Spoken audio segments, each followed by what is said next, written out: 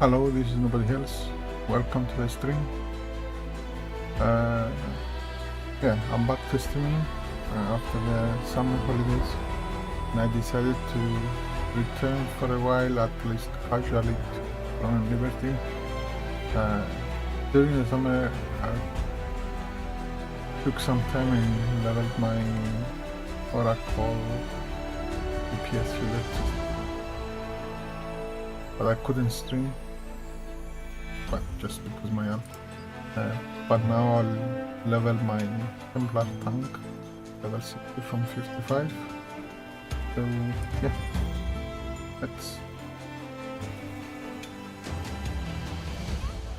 let's start and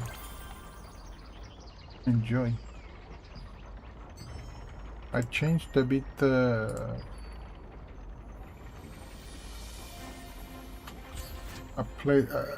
I brainstormed a bit my builds. I have now 2 Templar builds. One is more focused on tanking with aggro and healing. So they're more or less. So this is my Templar tanking build that I'm planning for group content,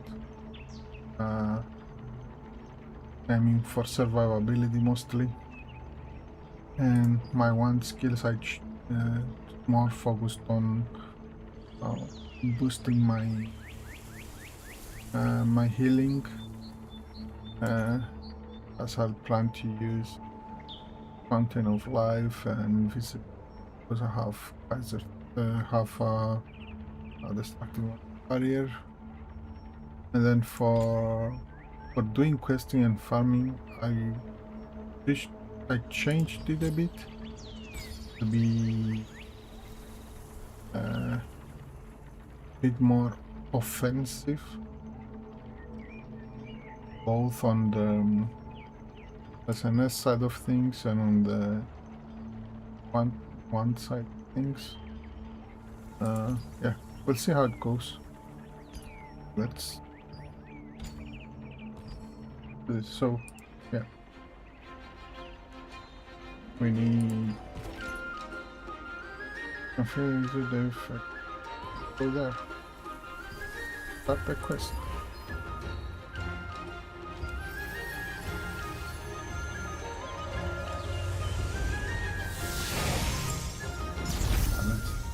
Do this for starting the quest. Let's have our only choice.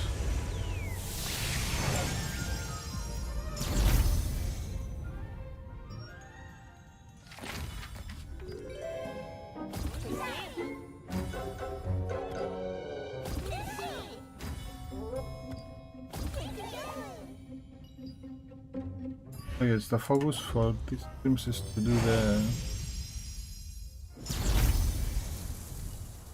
yes, I might need to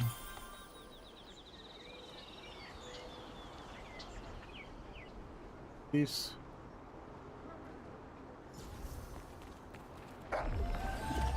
Just to do the quest to level up.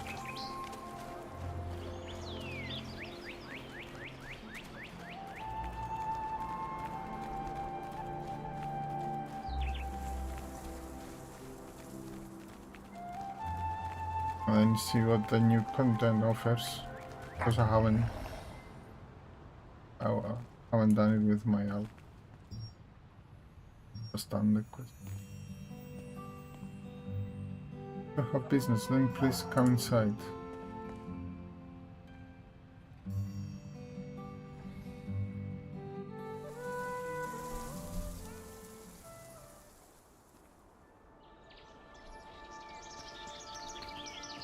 Adventurer! You're still here! What's the matter? Oh, I got curious about something while reading the book you lent me. So I came to ask you about it, and would appreciate your help if you don't mind. Yeah, what is it? There's something at the end of the book that Clay wrote down after the Battle of Belforet. It caught my attention. I was wondering if you knew anything about it. Clay's notes read, Investigated and confirmed that Yonhawk's troops were not present at the Battle of Belforet. Confirmed so far that he was operating under orders separate from those of Khazar. Beyond this, no further details can be confirmed at this time. Do you know who Yonhawk is in all of this? And what can you tell me about these separate orders he was said to be following? Everyone knows the story of the Belforet siege war. Wouldn't it be better to add something new to it? Like this? To make it a better play? This is what happened to the Berkan family. It would be nice if that was just saying what happened. Oh, I see. Yonhawk, the eldest son, handed Bakant Manor over to the Archeum, and Limuni, who had stood by the family and defended it, was... Oh, that is truly tragic. I'm looking to separate orders as well. Oh, no.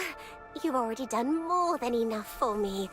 You found the book I needed and took the time to tell me the story behind it. What you've shared with me is more than enough to help me prepare the play. No need to worry, just looking into it out of curiosity. But if you say so... Okay, then please do. But please don't push yourself too hard. You really don't have to do all this for me. Please don't push yourself too hard. By the way, just to say, so this quest that I'm doing now, it's not only the Nyx enablement, the Nyx related quest, it's also the quest related to the Tower of Grief, because I haven't played for almost a year. You're back. Is there something else you need? About Yonhawk's special order. Yonhawk? I can't believe I'm hearing that hateful name again. Yes, I've looked into his orders for the Resistance. I didn't find much, but...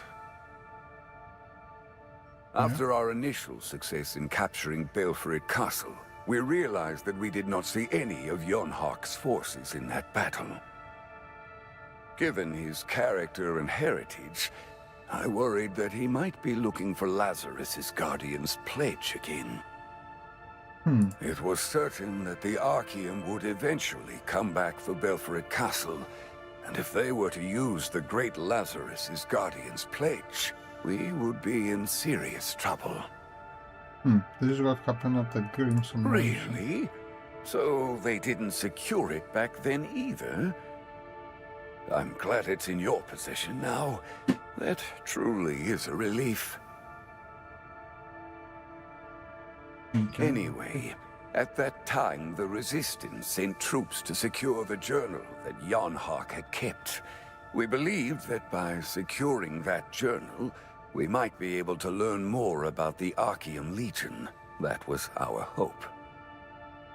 But despite our efforts, we couldn't get past the sealed doors of Berkant Manor, and as a result, our entire plan was foiled.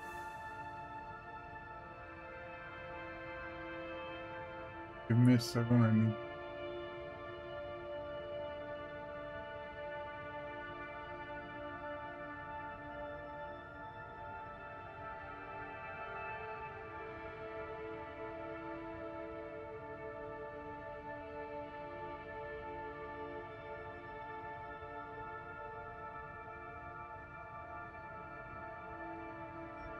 Is the journal still valid? You want to go and retrieve the journal yourself? Even now, it would help immensely if we could acquire it. After all, the battle against the Archeum Legion is still ongoing. Still, no matter how talented you are, you won't be able to get past the sealed doors of Berkant Manor. There is a way in. Is that so? It would certainly be a great help if you could find it. But there's no need to push yourself too hard.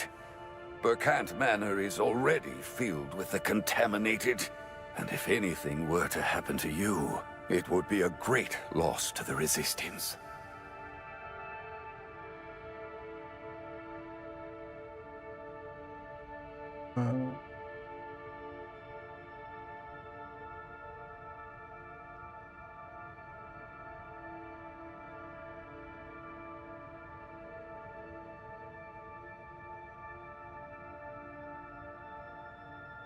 I'm not sure if that's correct.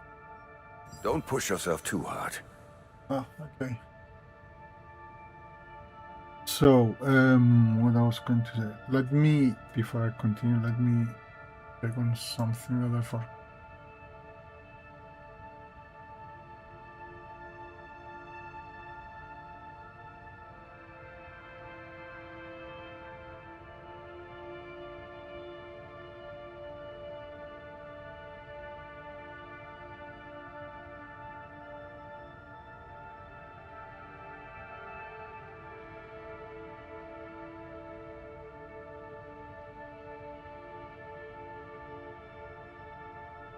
Give me a sec.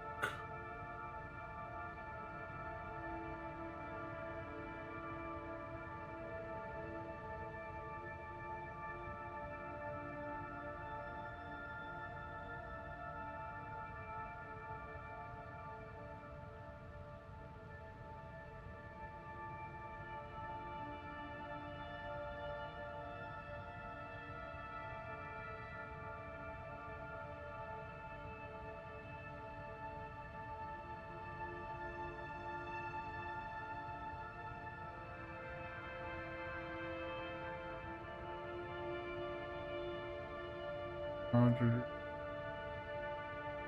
need to do? Give me a sec.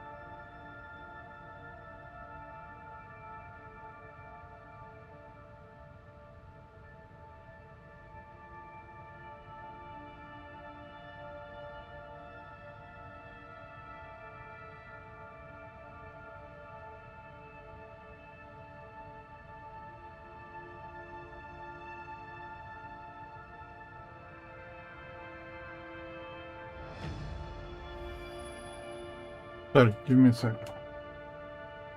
Had to.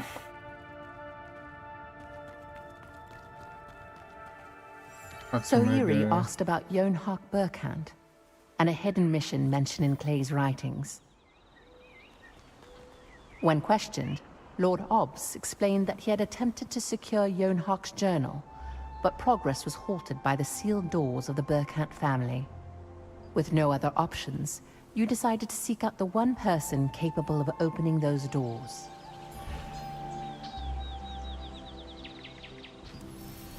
I had to make a booking. The cup. Anyway, so yes, I've been haven't played the game. If you want to use the breeze line, please take the lift. For If you're almost in a the year. resistance. Played a bit my alt now. During the summer just to do the quest. The lousy ping where okay. But now yes. It's been too long, adventurer. Ah, by the way, no, I disabled. Yeah, I've disabled FSR because it breaks the cutscenes. See how this will go. How you Of been, course. Even the villagers themselves are in celebration. Is there anything I can assist you with? Yes, but how did you know? Were you ever to return with a request, I swore that I would help you, whatever the circumstances we might find ourselves facing, no matter how dire. What made you decide that? Even as I look back now, I can only shudder in horror at the curse I suffered from. Not to mention the difficult path I undertook to break it, in which I had to accept my past. And there must be some reason why I have finally been freed from that terrible curse. What's more, the very one who lifted it now stands in need of my help. How could I possibly refuse such a request? So then, what shall it be? Thank you. About Jonhark's journal. Jonhak Burkhand and his journal.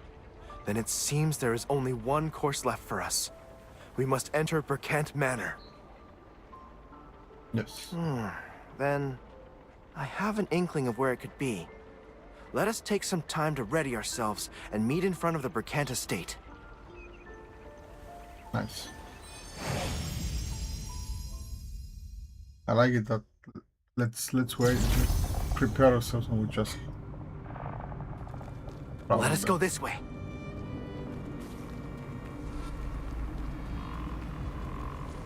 To.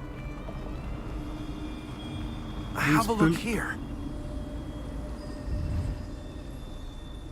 It's a massive mirror emblazoned with House Berkant's emblem. The rose of Remy. Allow me.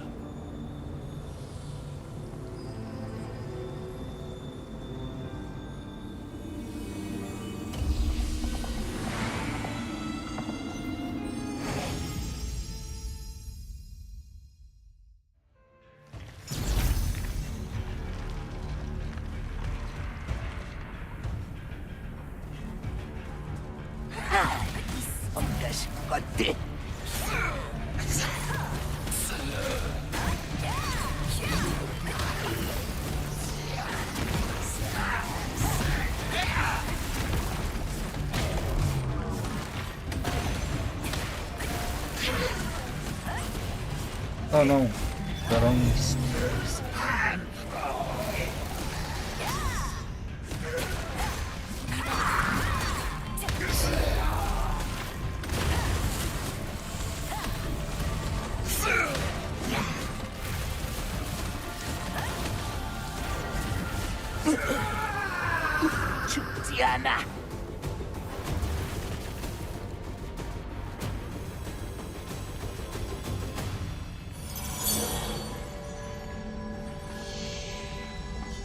Okay.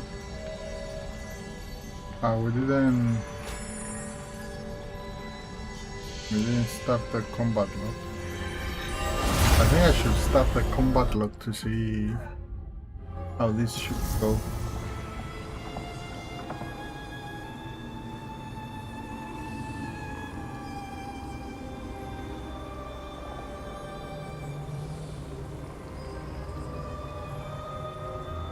Or not, no.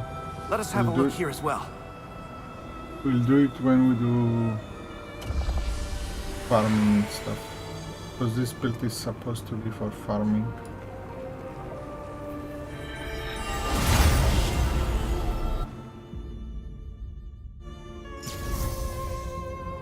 Is it this way?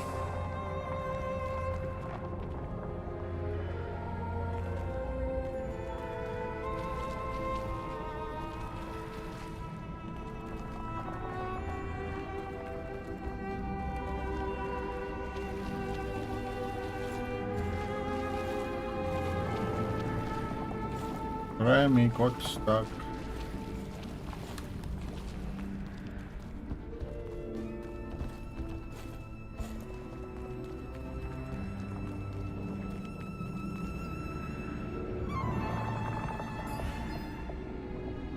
Let's enter again, I guess.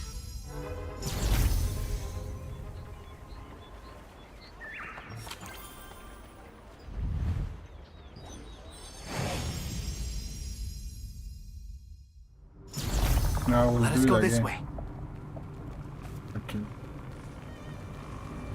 So I guess we do it again. Because we got stuck. Have a look here. Okay. Observe Remy. Allow me. Let's do it again.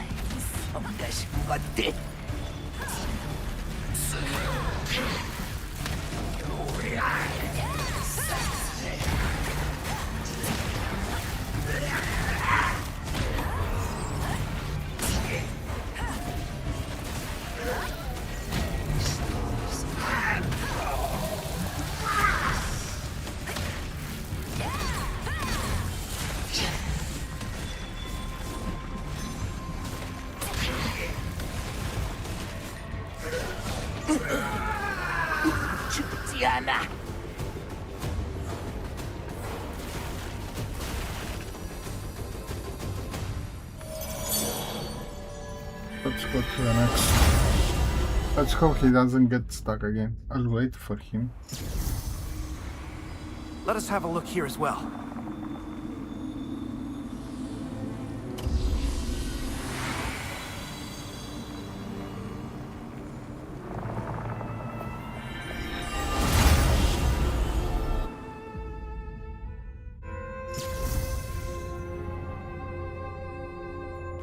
Is it this way? I I found it! This must be the one!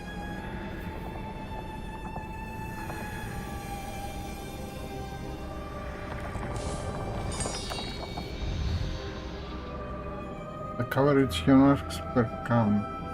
Too dangerous to check here. Let's grab it and get out. Well done. Let us make our way back.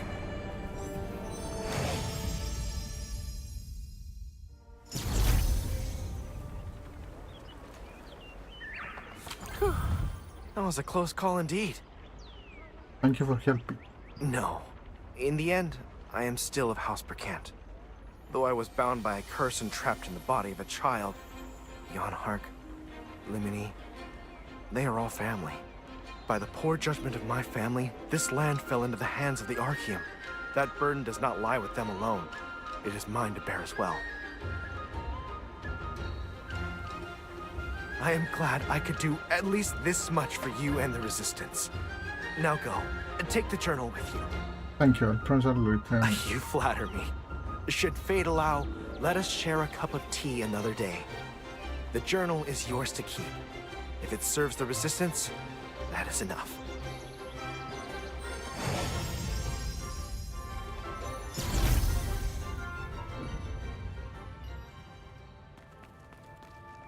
Oh, you've returned. Yeah. I'm glad to see you in one piece. Did you find the journal? I did. Truly? I was told none could even set foot inside. This is astonishing. You are indeed remarkable. There is an individual, Remy. So there was such a dreadful curse at work. A desire to atone even a little for House Burkant's sins. I believe I can understand that feeling to some extent. Well then, since we are in your debt, let us hope the journal holds something of value. Put it here.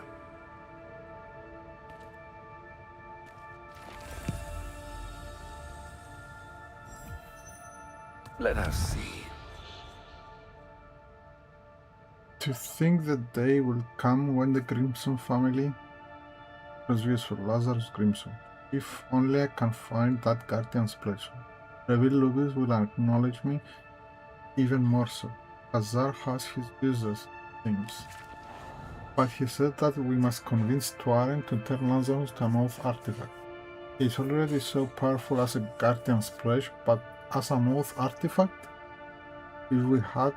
If he had become one, I would never have become the Legion commander, not on my watch. An oath artifact? You mean to say they intended to turn Lazarus into one? But how could they, when he had already become a Guardian's pledge? What's an oath artifact? You're unfamiliar, I see. You understand a Guardian's pledge, yes? Yes, I do. A Guardian's pledge is formed by a solemn pledge, made with unyielding resolve before death, binding the subject's will within it. An oath artifact is created when its subject swears an oath, allowing their essence to inhabit an object. Yeah, that's it.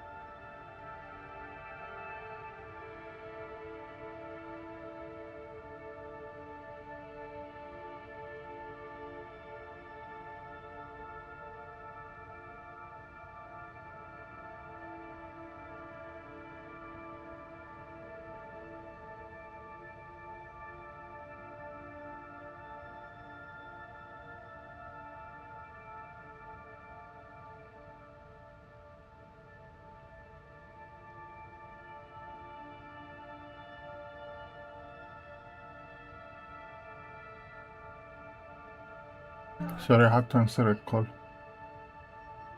Now, one might think a Guardian's Pledge and an Oath artifact are much the same. Yet there lies a profound difference between the two.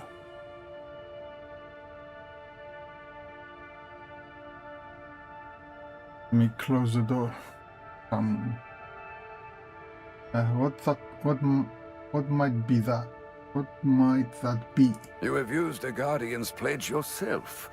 As you know, when invoked, the subject of the pledge descends upon its host, but only for a fleeting moment, bound by strict limits. An Oath artifact, on the other hand, is said to involve an object the subject once wielded in life.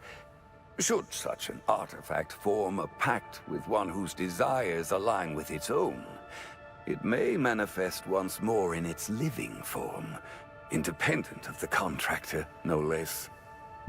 That sounds impossible. Yes, but the Oath ritual demands a most extraordinary requirement. One must obtain the Eye of Setumfair, a monstrous beast said to possess 9 eyes, and investigations indicate that only 8 Oath artifacts have ever been confirmed. If they tried to turn Lazarus into an Oath artifact... Yes, Revel and Khazar sought to transform Lazarus, who is already bound as a Guardian's Pledge, into an Oath artifact. But Tuorin, who possessed the Eye of Setumfair, refused them. It would seem the Eye was later used on Calanthea instead. They had tried to use it on Lazarus, who had already undergone the pledge. Were they attempting to use the Oath ritual to resurrect the dying Calanthea? We have already suffered tremendous losses, merely from the enemy placing Khazar and Solar Tumen at the forefront. Perhaps we should consider it a blessing that Lazarus or Calanthea never became an Oath artifact. Yes, you may. This information is of great significance. May I keep this journal for a time? I wish to examine it further. Remy has agreed to this as well. Very well. Please, convey my thanks. Yonhak's journal was delivered to Hobbs, and its contents were examined. Within, Yonhak lamented his failure to turn Lazarus into an Oath artifact. Through this, Hobbs explained the difference between a Guardian's Pledge and an Oath artifact.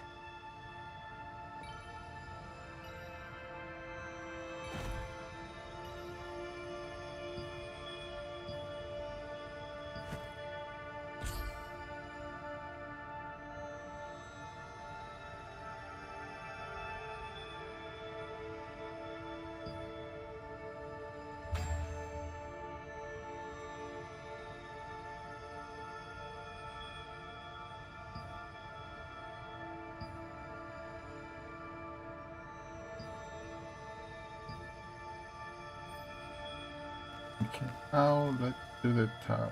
Next. Tower of Great Quest, if I remember correct. Well, the thing is, the girl asked if she could paint just one more drawing. I felt a bit sorry for her. And after all, she'd already painted something so lovely for the festival.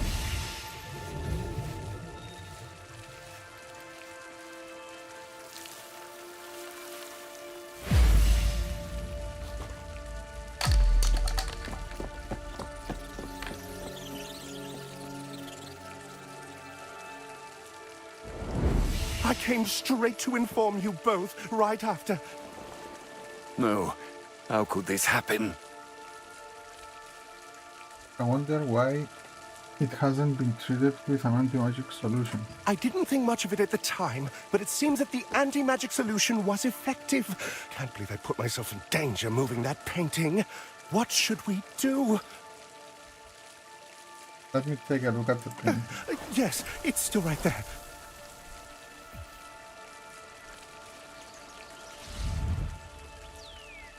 A brush on a palette, mainly used by Asian eyes, cut at the ground.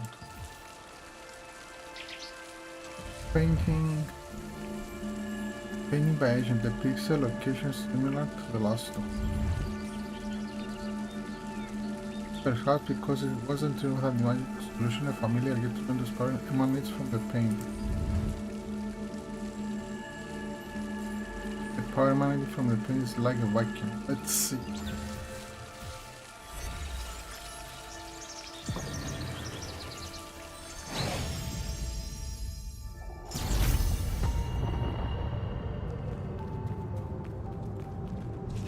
Small brush, let's take a closer look. The paint on the brush is still with Asian must have dropped it. Asian could have also used the star fragment's power. Let's use it to follow the trail.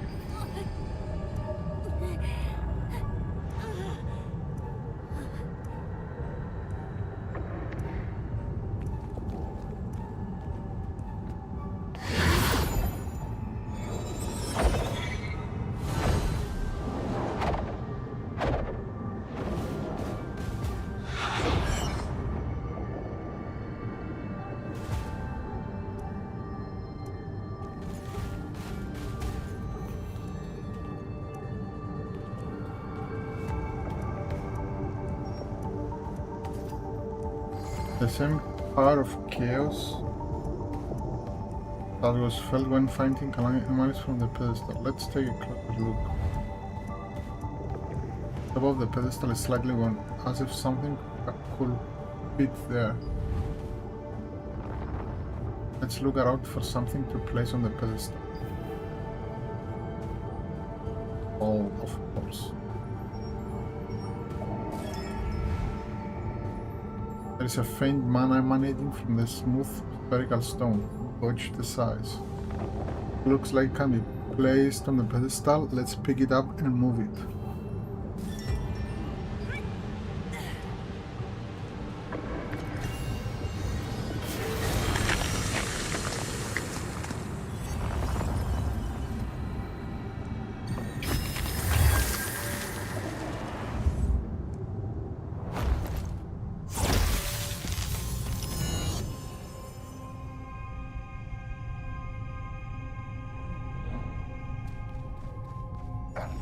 This is Revil Lupius.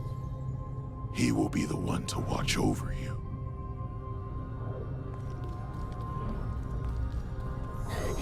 What is your name, my darling?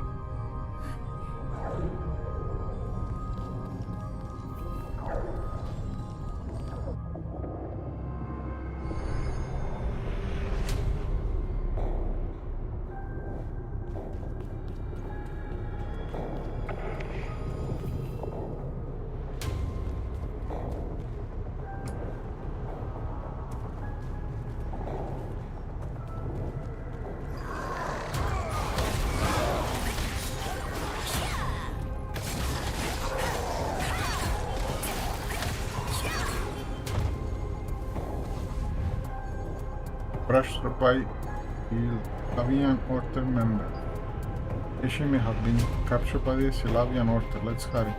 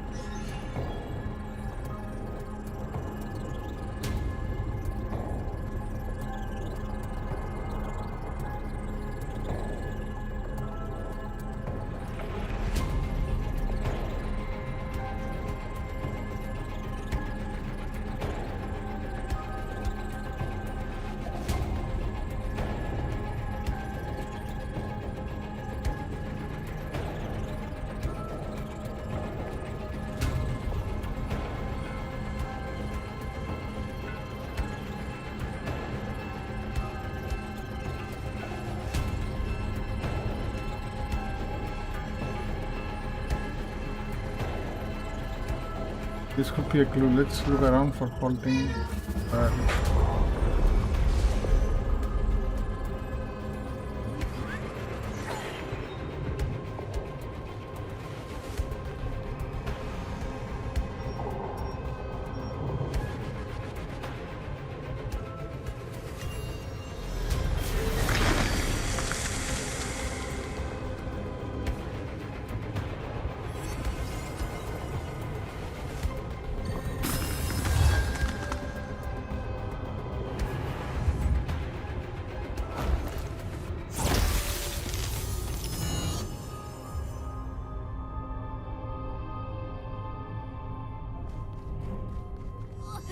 From now on, I will call you Calanthea, the violet star in the sky.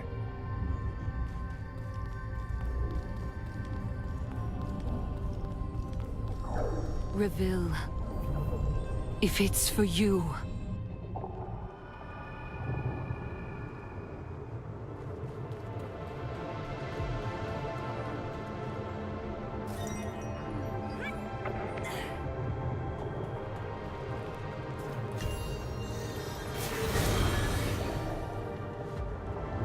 So yes, that will put it there, and then we continue to the next.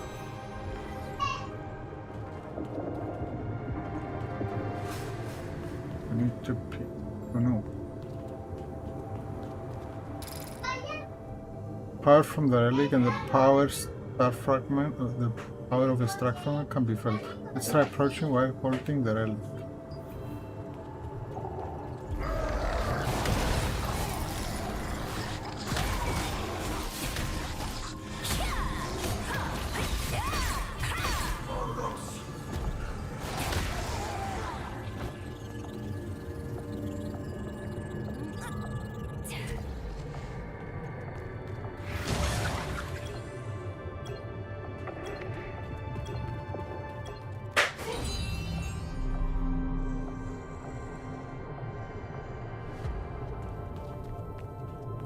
I want to attack those. Just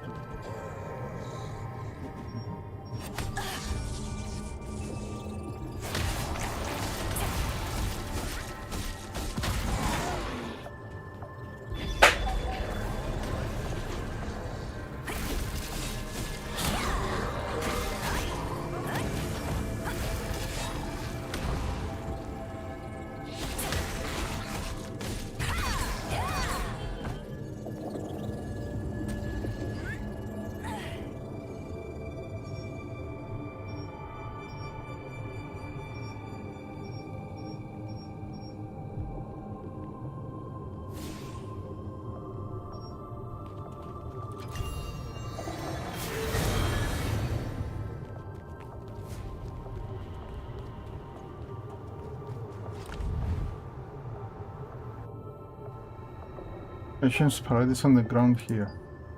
Something may have happened to Asian.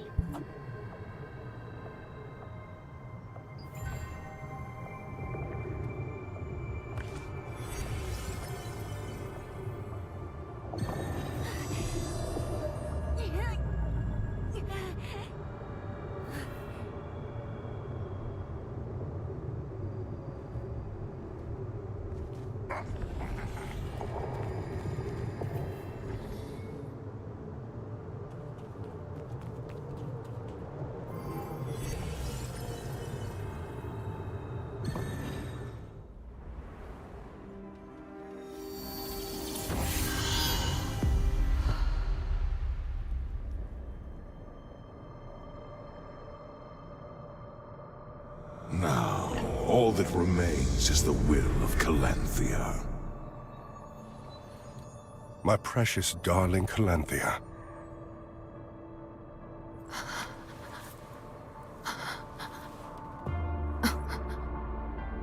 Form a pact with me.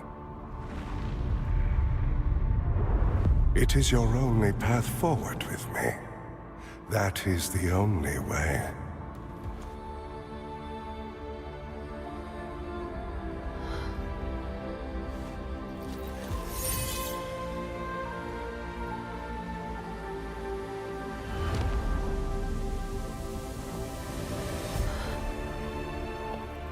The skies above never harbored a single star with your name, Calanthea.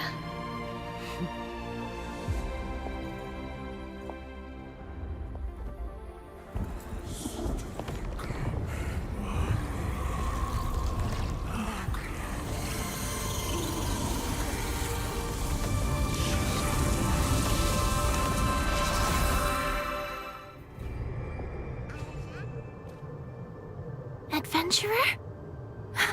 Yes, it is you, Adventurer!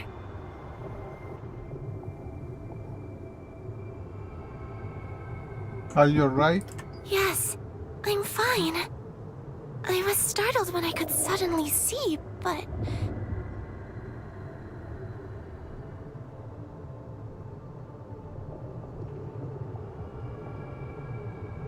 Yes, it happened the moment I entered this place.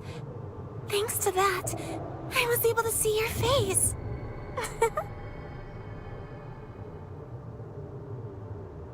I don't know the details either, but you saw it too, Adventurer, right? I knew you saw it. This must be where Calanthea performed the oath ritual. Though, it seems the ritual failed. After the failure, this place appears to have been repurposed, using Calanthea's astral force to produce nothing but shadow orcs. But now, for some reason, I can no longer sense her power at all. And... yes, you feel it too, don't you, Adventurer? I'd like to learn more about this place, but we should leave before it collapses any further. It's alright if I never see you again. No matter what, this isn't a place where I belong. Well, I'm glad I was able to see you, Adventurer.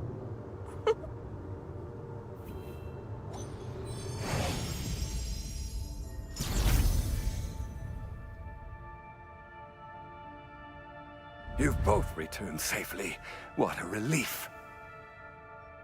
I have lived long enough to witness countless events, and yet it was only when I saw you being drawn into the painting itself that I truly understood the power it held.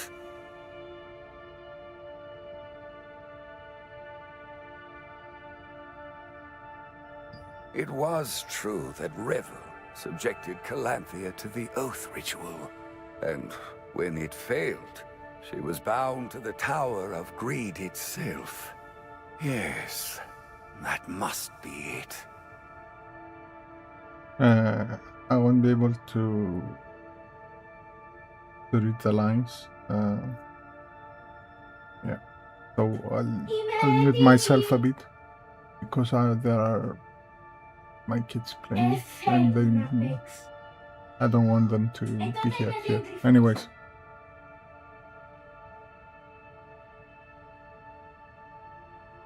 If the Solavian Order was involved in this affair, well, then they must have carried out the Oath Ritual already knowing the outcome.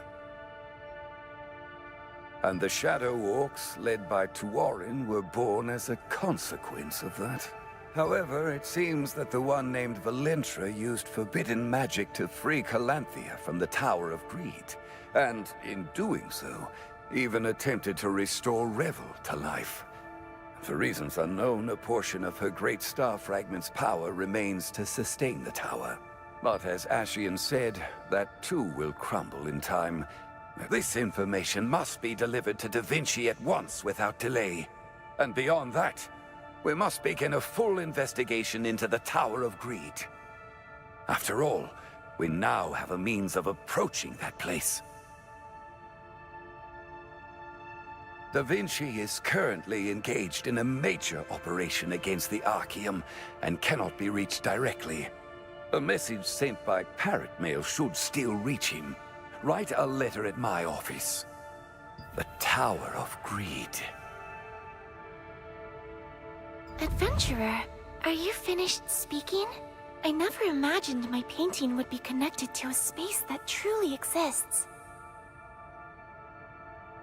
Yes, the moment I finally escaped, my sight vanished completely. Still, I'm grateful that I was able to see you, adventurer. You look remarkably similar to how I always imagined you would. Oh, please, don't say that. Well, I'd be lying if I said I felt no regret. But if we had stayed in that place any longer, who knows what might have happened to either of us? From what I heard, it seems you may have to return there again. When you do, be careful not to be consumed by greed. In that space, the more you desire, the deeper the greed will take hold of you, until one becomes trapped within the painting forever.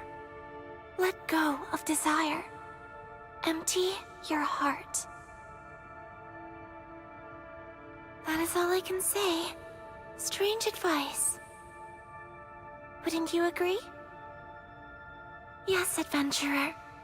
Please don't push yourself too hard, and make sure you come back safely. I don't want my paintings to hurt you in any way. Take care. Please.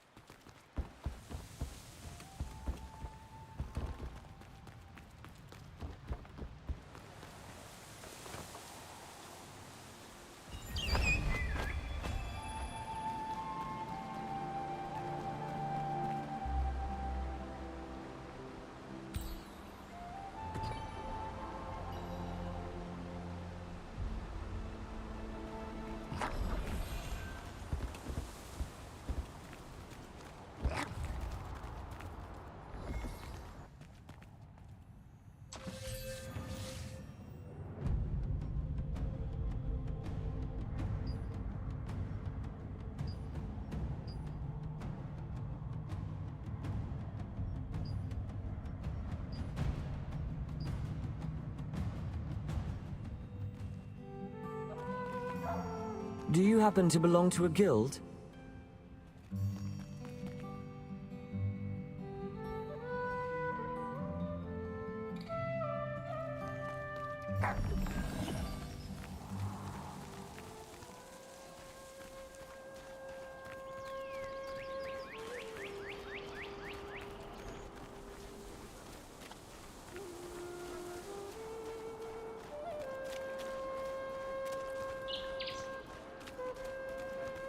Oh, do you need something? There's nothing we don't have.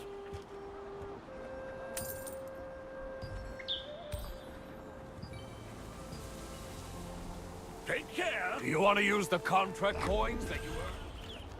Have you tried? This is the safest storage in the world.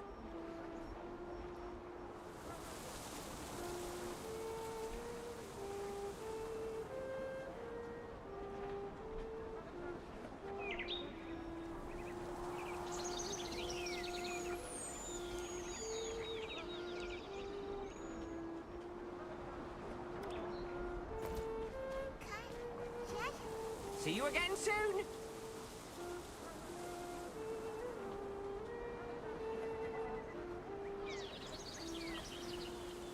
Adventurer, it's been a while. I've heard all about what you've been doing from Captain Da Vinci and Jake. I have something I want to ask you. It's about the star fragment of Siliveth you have. recently the Salavian Order has been acting strangely. It has something to do with the Tower of Greed, and it's even running monstrous chimera experiments. They're up to something. We've secured information that there's a hidden archive inside the Temple of Siliveth. There must be some clues in there. Please find out what the Order is after. If you head to the Temple of Siliveth, you'll find someone who will help you with your investigation. Someone you'll be very happy to meet. When the investigation is over, please come to the Crimson Mansion. We've set up a temporary base there. Please, be careful.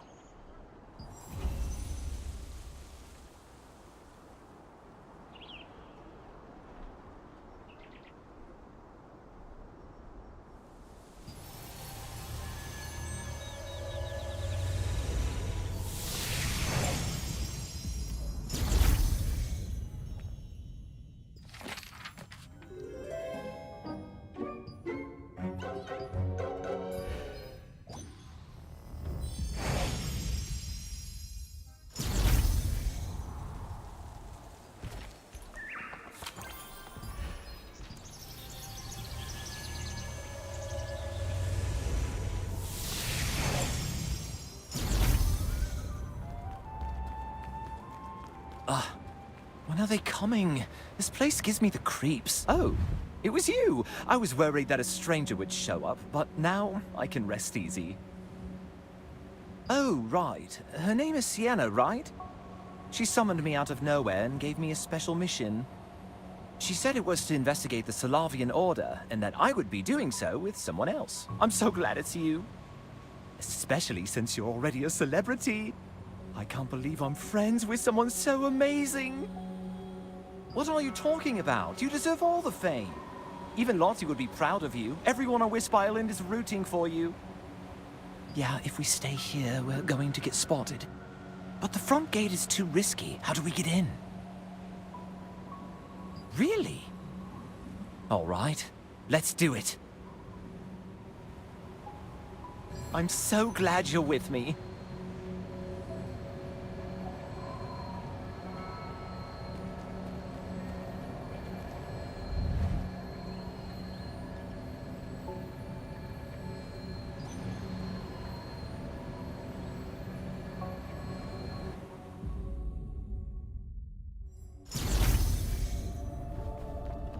The Order's goons are up ahead. Let's go.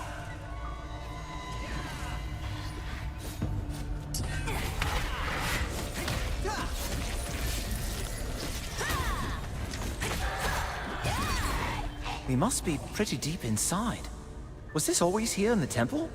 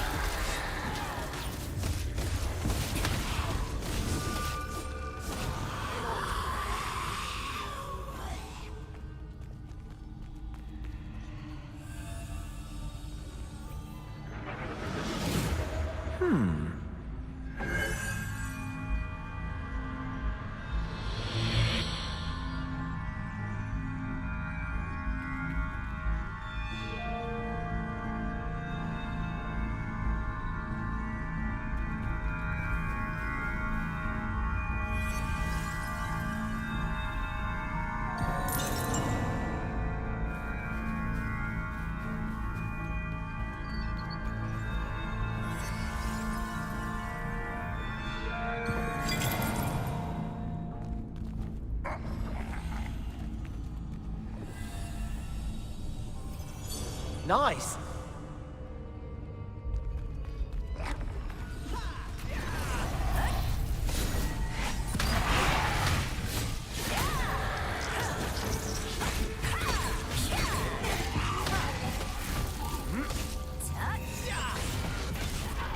That serves you right.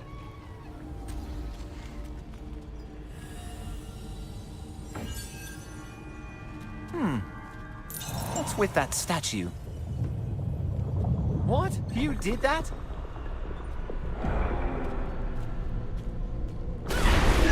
What the? How dare you support a sacred place?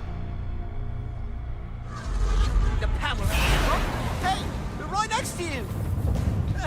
Help!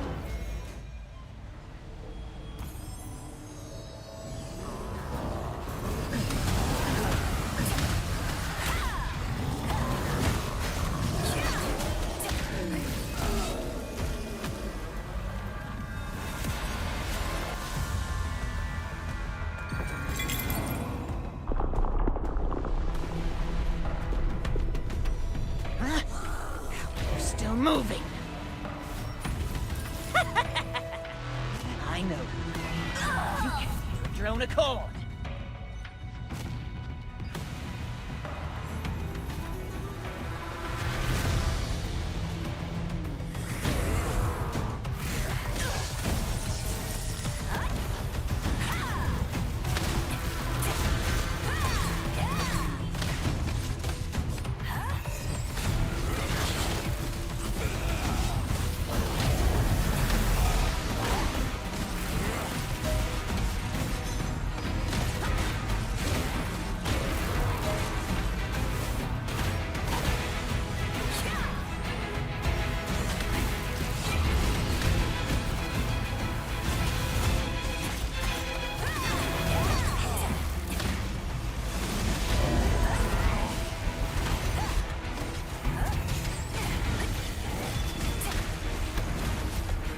In the end, you will go back to her embrace without fail.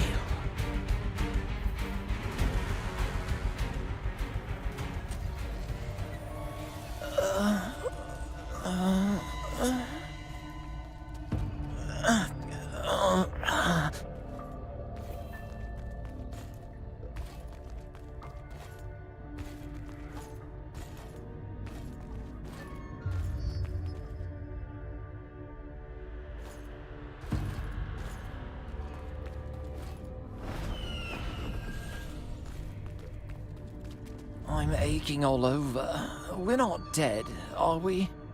That was your star fragment? We would have been in big trouble without you. We don't have time for this. We have a mission. Looks like they were guarding that statue over there. Let's go check it out quick. That companion turned out to be none other than Benny. Concerned about the Order's vigilance, you infiltrated the Temple of Siliveth through a hidden passage, and, after many twists and turns, discovered a forbidden archive deep within the temple.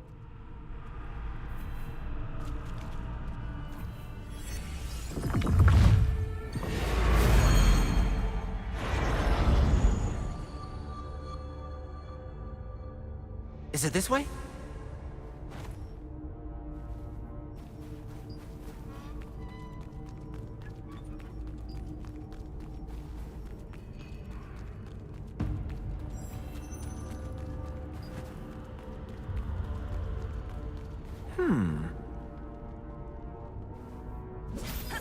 Nice! You've really gotten strong, haven't you? I guess that's what it takes to be renowned like you.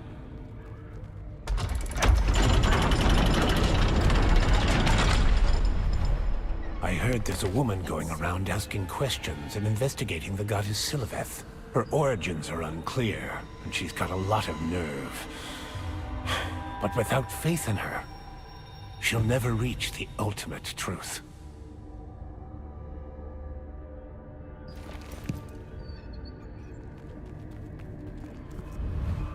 I've finally done it. The strongest monster of all.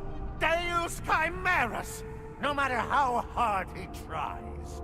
Osrael, that idiot elder, can't stop the will I inherited from my master. I risked everything, and cast every cursed spell that exists in this world, evolving my master's final creation, Rex Chimerus. Only now am I able to stand before my master as a researcher without feeling any shame, though the outcome is killing me. If the chaos that monster brings helps the goddess even a little, then my life won't have been a waste. Oh, Siliveth, I ask that you bless the path ahead of me.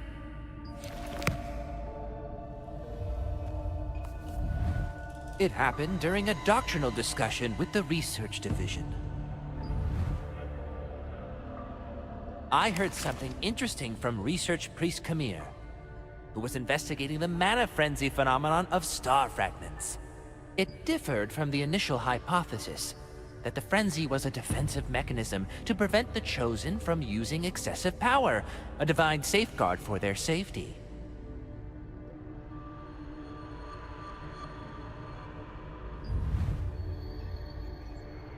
Instead, it is said to be the goddess's test to find a suitable vessel to use when she returns to this world and manifests someday. This wasn't mere speculation to stir interest. I judged it a theory that also fits the Elder's prophecy, so I ordered further research and allocated budget. To advance the research, we'll need to gather a great number of star fragments. I'll have to think of a way.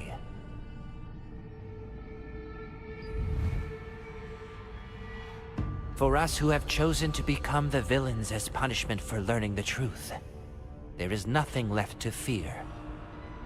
So, we must continue to fill this world with chaos. That is the mission that has been given to us, and we cannot turn away from it. For the stars to shine, darkness must first descend upon the world, so that their light may be revealed. The goddess will return amid the chaos, borrowing the body of one she inhabits, becoming a single blazing incarnation. This is the one and only truth the goddess has delivered to us. Glory be before the noble name of Siliveth, now and always.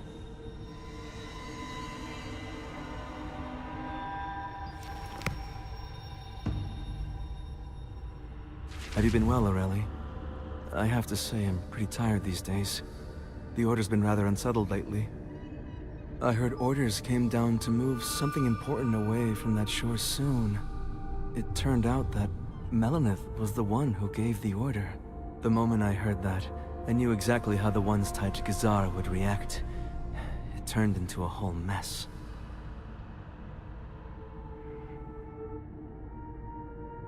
To me, those orcs in the Archaeum are all the same. What is the Elder even thinking? Either way, the real question is how someone like me, a small fry, manages to survive when the giants clash. Which side do I latch onto if I want to live? Give me wisdom, Aurelie. The stories written in these books.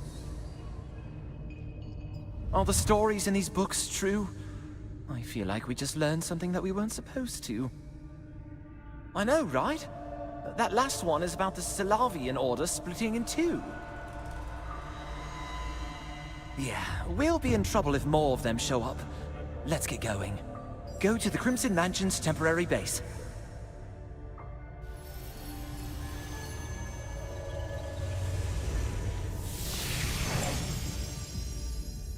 You entered the Forbidden Archive and conducted your investigation.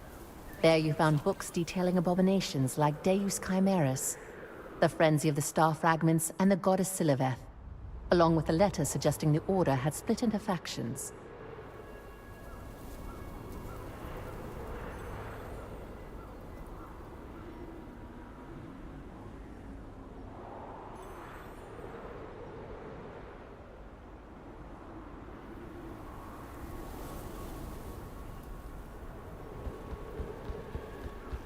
You're here! I've been waiting. Is Nick still unreachable? Let's go inside. Yes. Something's not quite right. No ordinary snowstorm can be this fierce. We'll discuss that later. Welcome. I hear Sienna assigned you to this mission. I'm sorry to have given you such a difficult task. I know your plate is full. Thank you for your kind words. So how did your investigation go? The Archaeum Legion is still going strong. And if the Dwarven Orcs and the Salavian Order join forces, we must make the necessary preparations accordingly. Still, the fact that they're divided between the Archaeum Legion and the Dwarven Orcs, It's something to think about. This requires more careful attention. I'll have someone look into it. You have my thanks. The Salavian Order is most definitely up to something. When they began creating forbidden abominations, starting with King Chimerus, I realized they had no regard for the rules and ethics that govern magic, nor for the value of life itself. As a wizard, I cannot forgive what they've done. I'm glad I trusted you and your friend with this matter. To be honest, I never expected to uncover this much information. Good job, adventurer. Stop! I must see Captain Da Vinci now. I hear a commotion outside. While reporting... Janice sent me! Hurry and let me in already! I told you, there's no time to waste. I need to... I'm not lying. I'm here on behalf of Janice. Here's your proof. I must speak with Clay. Bring him here, now. What's all this fuss about? You, please. I must speak with Clay. Right away. Or Captain Da Vinci. If he's here, all the better.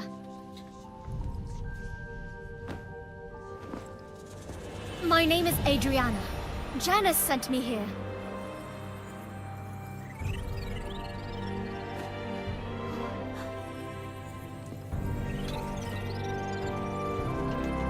Oh, you're...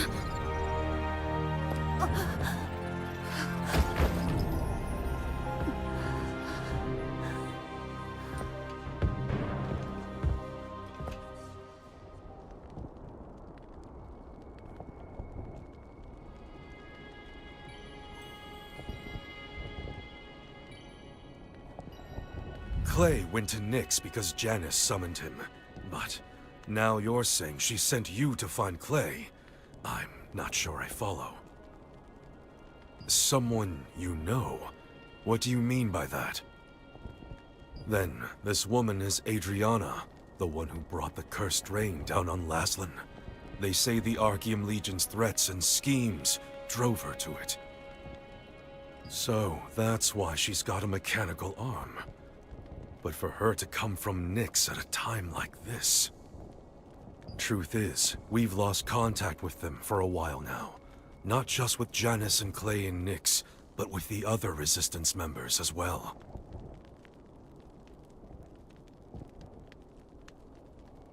Of course, Nyx is a land that lives on its own, untouched by either the Archeum Legion or the Resistance, all thanks to that brutal cold. We've only sent a few people there. But with two of the Resistance's key wizards in Nyx, and no word from them, I can't say that I'm not worried. Either way, this woman seems to know something. For now, all we can do is wait for her to wake. Just what in the world happened in Nyx? Needless to say, keep this matter confidential. Of course, Captain Da Vinci. Don't worry.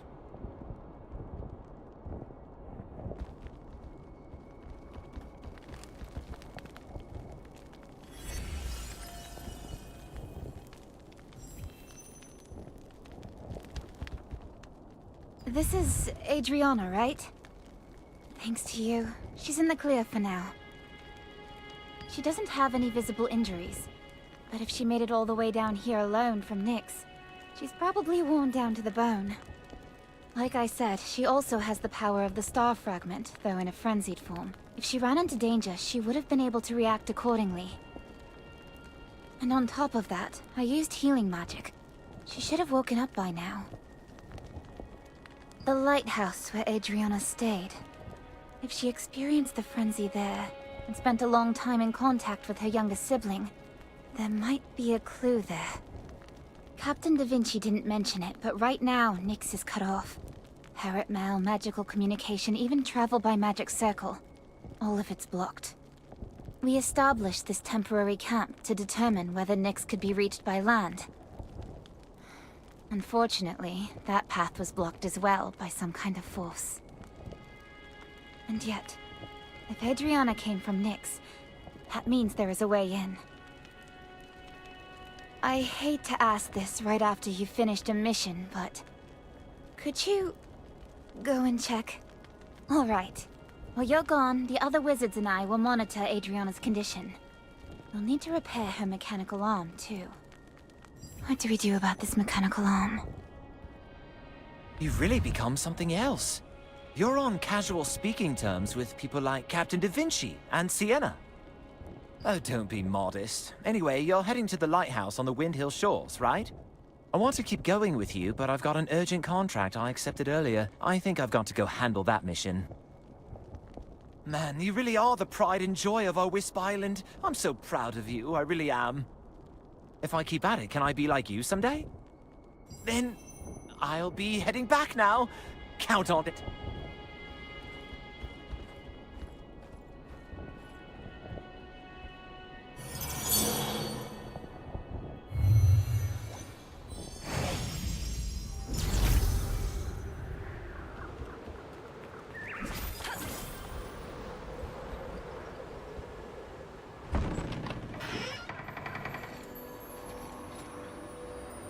Clay had departed for Nyx at Janice's summons. Then Adriana arrived, claiming Janice had sent her to find Clay. In order to wake the fallen Adriana, you decided to investigate both the lighthouse where she had stayed and Martinet's clinic.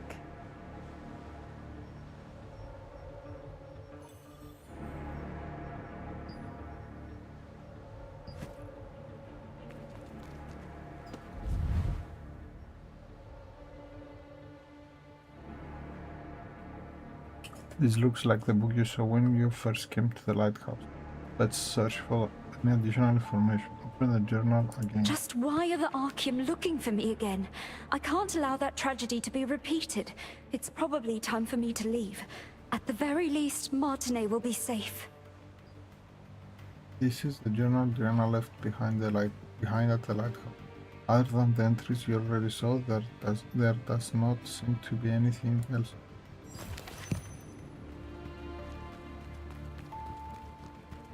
Go up there. Find something else. This is the book you searched to find the key to Andrea's iron chest. Could she have left another clue beside this? There's some kind of energy beneath the book.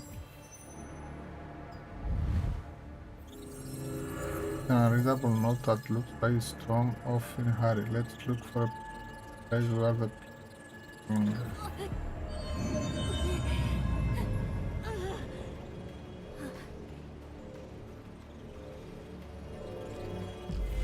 Infinity Wheel.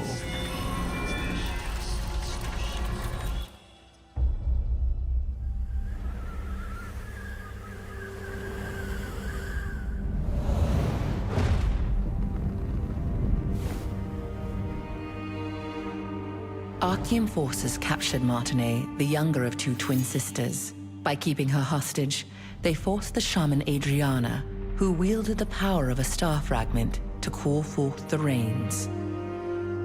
As the ritual began, rain cascaded from the sky, accompanied by crashes of thunder. But the Archeum forces had altered the ritual. Their tampering caused a cursed rain to fall on Laslan. Wherever the rain fell, creatures transformed into violent monsters that attacked people and devastated the farmland. Adriana was shocked to witness what she had done. When the Archeum forces turned on the sisters, meaning to kill them now that they had served their purpose.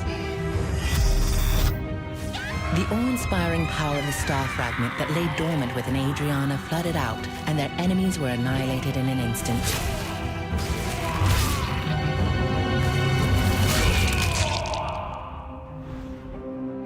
In the aftermath, Adriana was beset by unspeakable disfigurations, swallowed by guilt over her role in causing the cursed rain.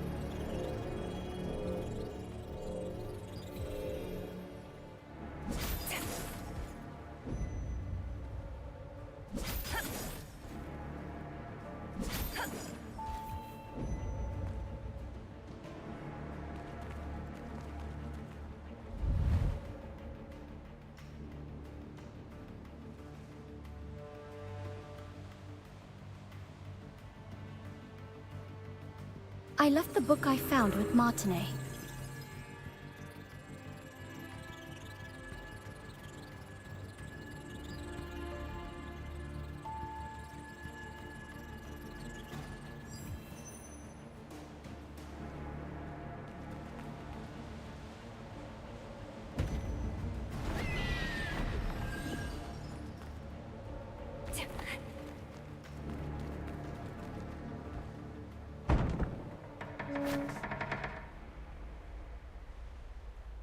At the lighthouse, where Adriana had been staying, you found part of a hastily torn note.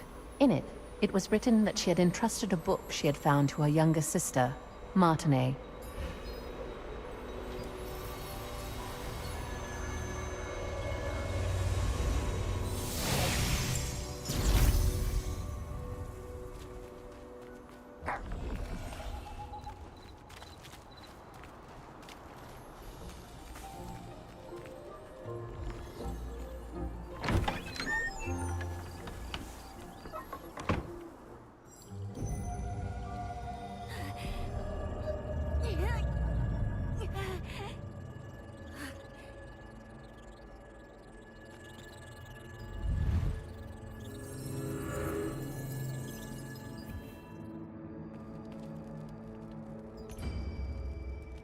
Okay, symbol.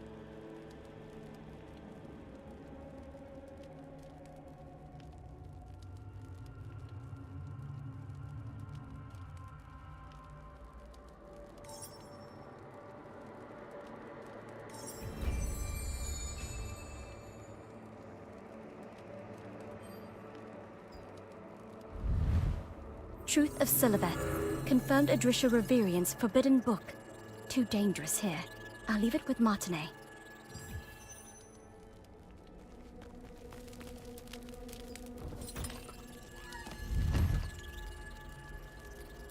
The book is quite thick and it looks like there is a little bit marked right? Open. Why do all records speak of her only as a destroyer? My doubt began at that time, when I was studying the role Siliveth held in the earliest days of creation. How could she, who followed her mother Einar's will, and worked with her siblings to build a perfect world, fall overnight to become the goddess of destruction? Forbidden love. That single line explained everything. Yet the simplicity itself made me suspicious. Myths are stories of the gods, but their records are always written by the victors. What's the next? The star fragments aren't merely shards of mana. They are a crystallized core of her pain and memories. That is what they are. Whoever bears it gains power, but in return must also shoulder the suffering she endured. Siliveth did not see herself as a destroyer. She merely sought, in the end, to take responsibility for the ruin wrought by her own hand. Frenzy is not proof of corruption. Rather, and paradoxical though it may seem, it is a means of protecting those who bear the power of a star fragment. Frenzy is simply what occurs when a person is unable to bear the weight of that power. I meant to continue my investigation into those who had suffered the effects of mana frenzy, but few survived. Even among those who lived, most were either grievously maimed or no longer sound of mind, and so I could not carry the inquiry any further. And here, the notes now come to an end. What the back of this Adrisha Reverian, wizard of the Pure Light Tower. Reverian in the Pure Light Tower.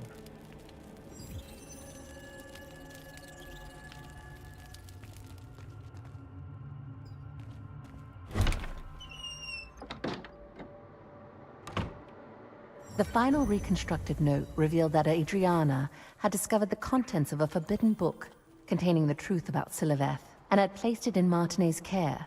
The book, written by an author named Adrisha Reverian of the Pure Light Tower, argued that Siliveth might not have been a simple destroyer, but a being reinterpreted through distorted records. It also described the star fragments as crystallizations of her pain and memories.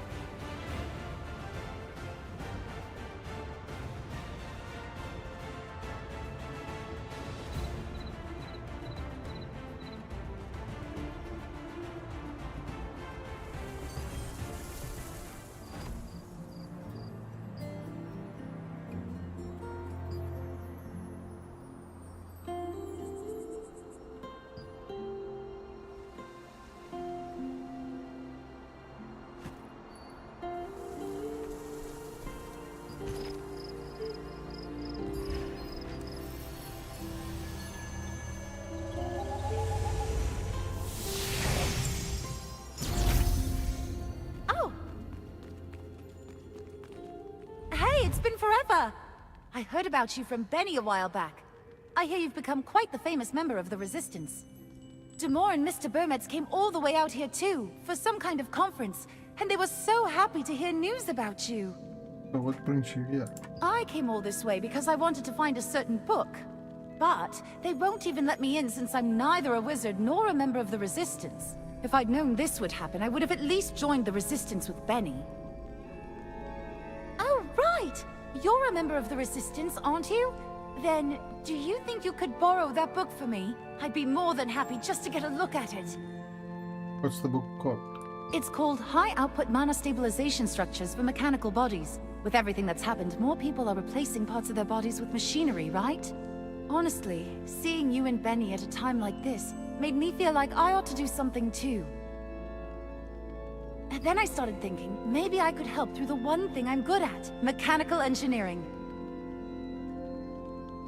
It isn't a widely established field just yet, but that book by Reverian is supposed to be a remarkably well-developed theoretical work. So I thought even getting to read it just once would help, and that's why I came here. You said Reverian? That's right. Someone named Ashiridi Reverian is really famous around here, but they say that person published that one book and then vanished. But no matter how hard I looked, I couldn't get my hands on it, so I ended up coming all the way here. About Reverian's book? You're looking for a Reverian book too? Huh, that's odd. The names are a little different. Adrisha, Ashiridi. I'll try to find it. Right. I'm counting on you. Why are there two Reverians? Did they somehow write Look their at you own name working wrong? hard at this late hour. Why not take a contract while you're at it?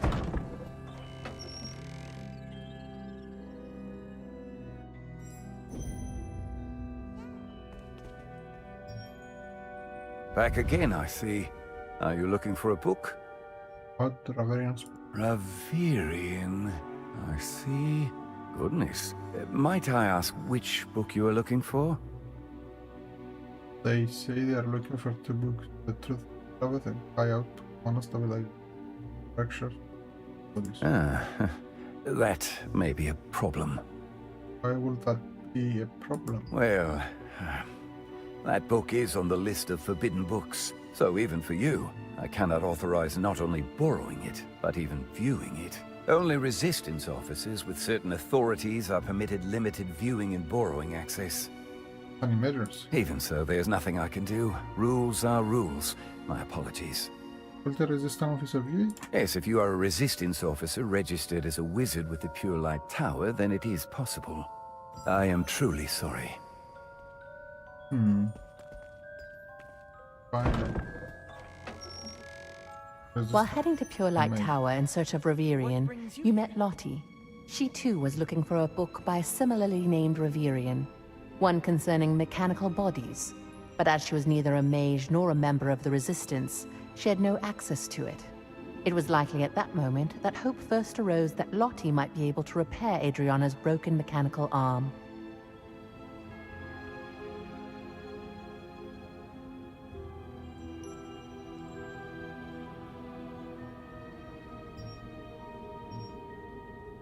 What brings you to Pure Light Tower? As the I see. You're in urgent need of access to a forbidden book. Still, I don't quite understand why the book your friend is seeking was designated a forbidden book. Adventurer, you are hardly the sort to use it for anything improper, so I will do what I can. Thank you. Not at all. Come, let's go.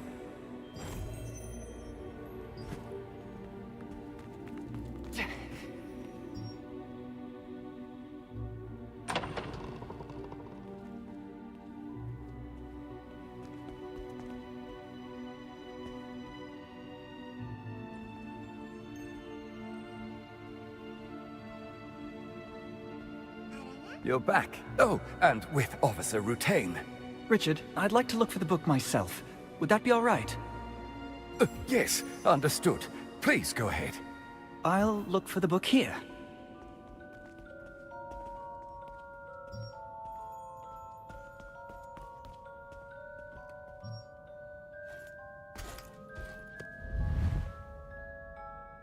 How Vienna grapes became the finest grape. Look at explains how grapes of Vienna will in the heart of the finest. Also since Cabo de Libertad, Lecho, destination fan.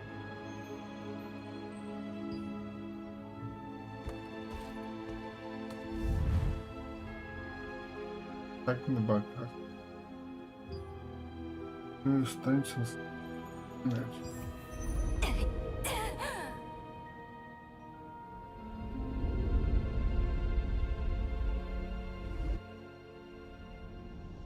Oh.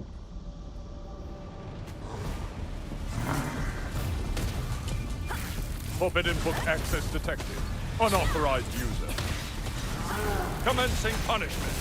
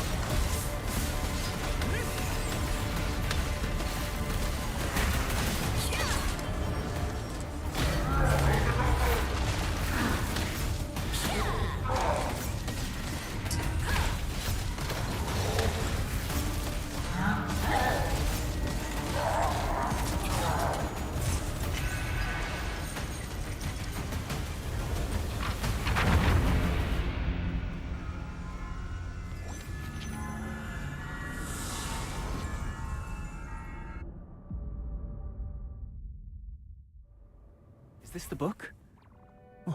Why is that activating? Oh dear, I'm sorry. There seems to be an error.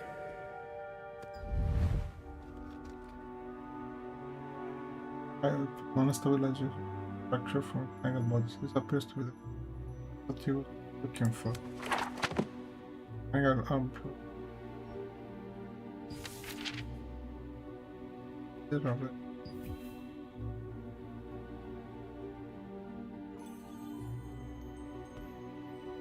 I removed the viewing restriction on that forbidden book, but it seems the safeguards went haywire again.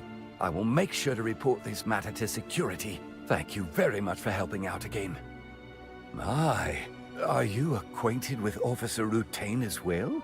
To think you would bring someone so high-ranking among the wizardly officers. That's quite...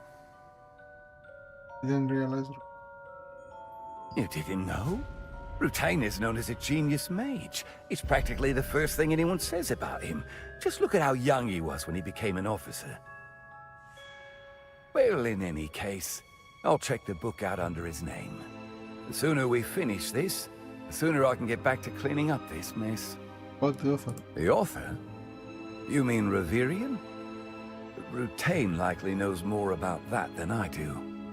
There is, well, a wizard registry. As I understand it, mages use it to share certain personal details among themselves.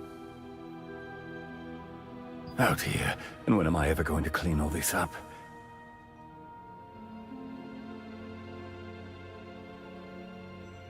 Phew, that was alarming.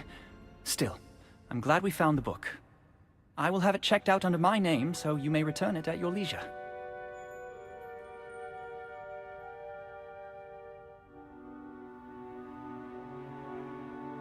Thank you for giving me, but there is one more thing. Not at all. I'd consider this another way to assist your mission, adventurer. Please, ask whatever you wish. I want to know about Raverian. Ah, Raverian. Yes. That is rather complicated. I only know the matter in broad terms. That someone took issue with what was written in that book. I have only heard bits and pieces myself, but from what I understand, it directly challenges the existing image of Siliveth. Is there any way to find out more? Now then, one moment. There should be at least something in the wizard registry. Let me take a look. Just a moment. Let me concentrate. Now, let's see. Ah! Here it is. There is not much else, but both Reverians are listed with the same registered address. Somewhere in the Crimson Mansion, it seems. Whether they are still there, I cannot say. Quite a few people enter their information in the registry and never properly update it.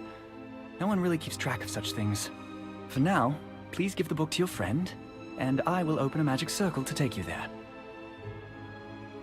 Raverian's book had been classified among the forbidden texts, and could only be viewed by officers of the Resistance.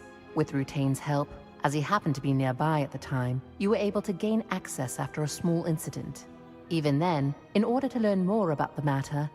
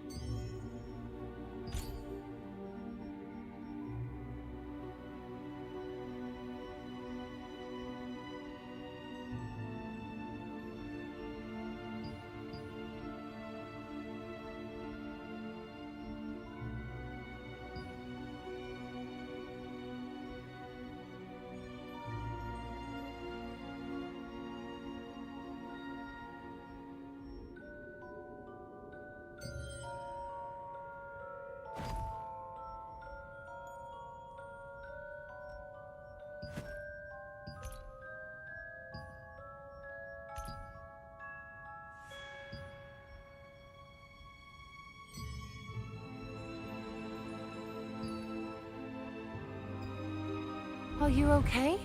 I heard quite a commotion. It's fine.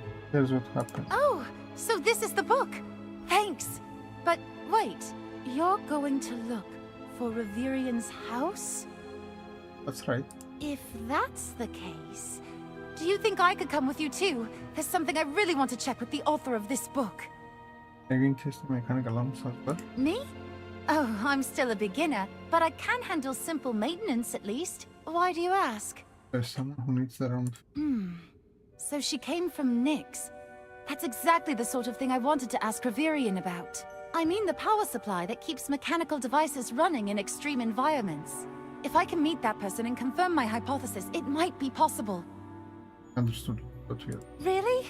Thank you! I promise, I won't get in the way. Don't worry. Please use this magic circle.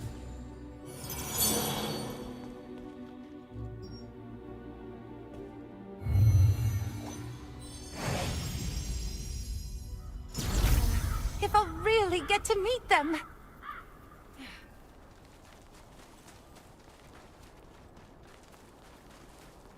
Is this the house? The security measures look pretty serious. Huh? You're just going to blow it up?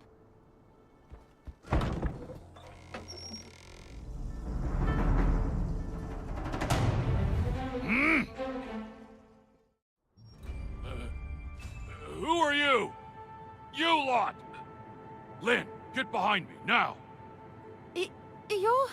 a Shiridi Reverian, aren't you? What? How do you know that name? Barnick, put that down. They mean no harm. It is you, right? Wow, I can't believe I'm really meeting you! It has been a long time since I last heard the name Reverian. I am Soyan Lin, from the Far East. Do you mean the eastern continent beyond the sea? Yes, I came all the way to Silesium from the distant east to study Siliveth. That was my purpose. Though no sooner had I arrived, I was swept up in the war and left stranded here, unable to go back. Reverian is a false name I created to conceal my identity. If you have come all this way, then you must be someone who bears the power of a star fragment. How did you know? Otherwise, no one would have in truth gone to such lengths to find me. And, of course, especially now that my books have been forbidden. Sorry about the dog. No, I was not asking for an apology. Now then, what is it you wish to know? There's someone called Adrian. She once suffered mana frenzy and lost an arm. It seems she made the journey on foot from Nyx, and even now, she has yet to regain her senses. I can't be certain without seeing her, but I don't believe that was caused by a star fragment frenzy. Is there a way to heal here? The mana frenzy in those who bear a star fragment isn't because the power is a curse, nor because it causes rejection. It's closer to a surge of power, meant to protect the bearer of star fragment in moments of peril. However, ordinary people cannot withstand that power. As a result, the body is damaged afterward, and in severe cases the magic erupts and leads to death. Depending on the magnitude of that power, the surrounding area may even be reduced to ruins. I've experienced mana frenzy as well. You have suffered from a bout of mana frenzy as well. Let me have a look. No, that cannot be. No, this is impossible. The energy within you is so chaotic that it would not be surprising if you went into a mana frenzy at any moment. And yet you're enduring it completely. Even with the calming potion and the special blessing of a divine beast, it should not be possible for it to remain this stable. Unless... Got a hunch? No, it is nothing. That is merely a tale passed down in ancient myths. In any case, it really seems the condition of this Adriana you speak of was not caused by a mana frenzy. I'm sorry I could not be of more help, even though you came all this way. Wait a second. You left some clearance in this joint on purpose, didn't you? So you do have eyes. That's how you keep the output stable. Did you see that? This place is incredible!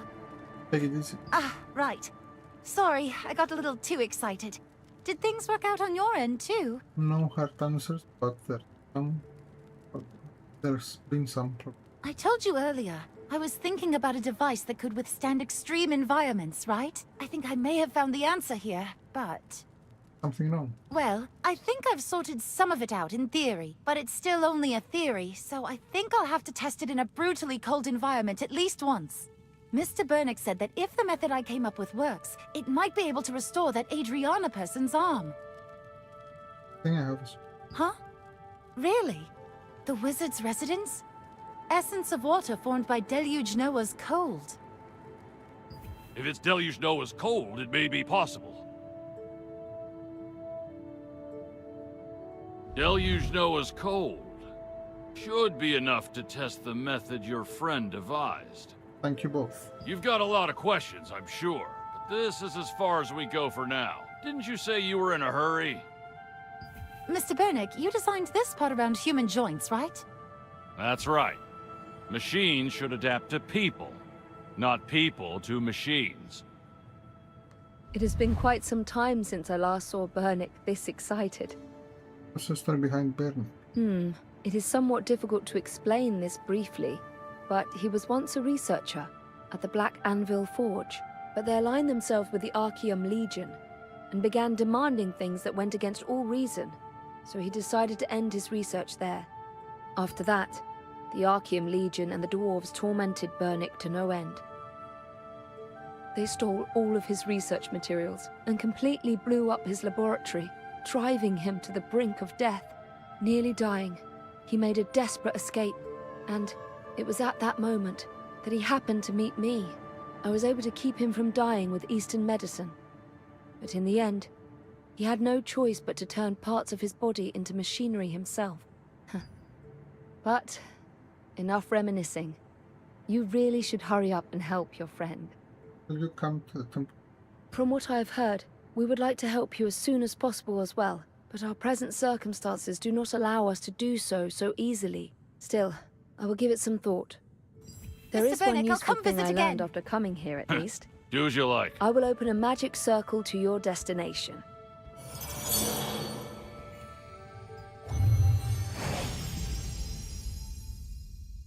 Together with Lottie, you went to the address where Reverian was said to be staying, and entered the house by somewhat forceful means. Inside, you found a woman from the east and a male dwarf, whose head was half machine, both using Reverian as an alias. The woman, who revealed her true name to be So Yun Lin, offered advice regarding Adriana's condition, while Lottie found the answers she needed about repairing Adriana's mechanical arm from the man, who introduced himself as Bernick. I'll do this, I'll check my amethyst. I will have...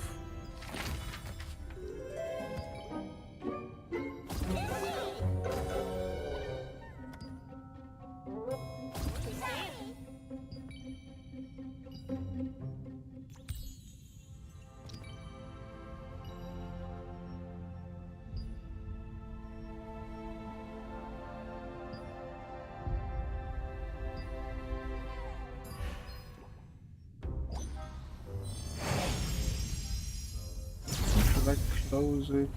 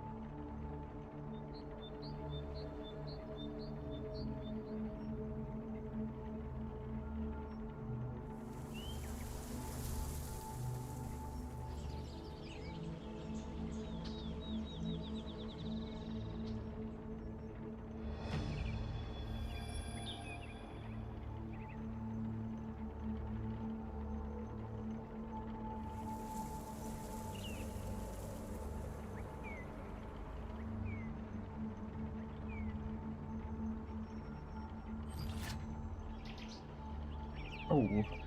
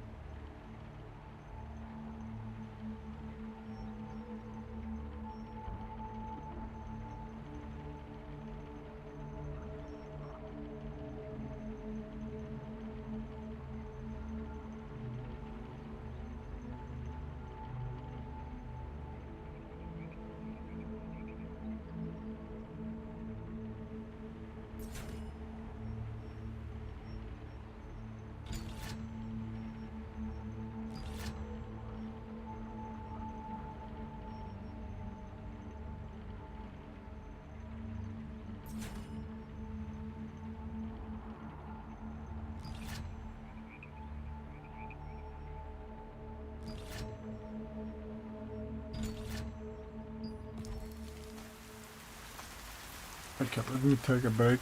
I'll take a break here for lunch. Come back.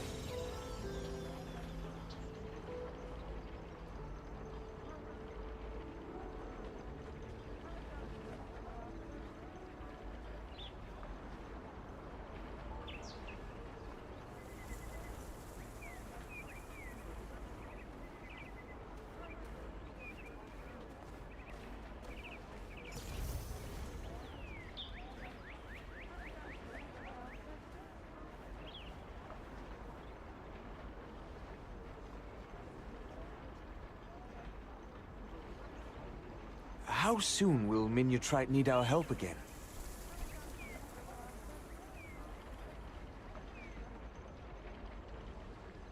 Minutrite has just recovered, so we have some time to prepare.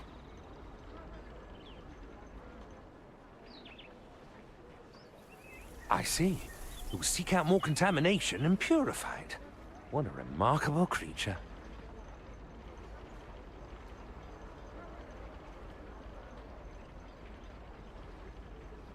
Yes, especially purifying that awful red fog. Do you remember the time I was exposed to it? Oh, I remember. You passed out. I didn't know what to do. I was so scared. Yes, that was a close call. Minutrite needs time to heal. I'm back. Let's do this. Minutrite sacrificing. You really startled me. Aw, a cute little wizard. Oh, sorry, I'm eating also some chocolate. Yes. What brings you here? Here's the situation. So about the Luznoa's energy. Oh, I see. But this is a bit of a problem. During the last renewal of the seal, my master spilled all the essence of water. We were just about to go gather more together, but then he said some guests had arrived and went out. And he still hasn't come back. Oh, I think that's him now. Adventurer? Adventurer! What brings you here this time?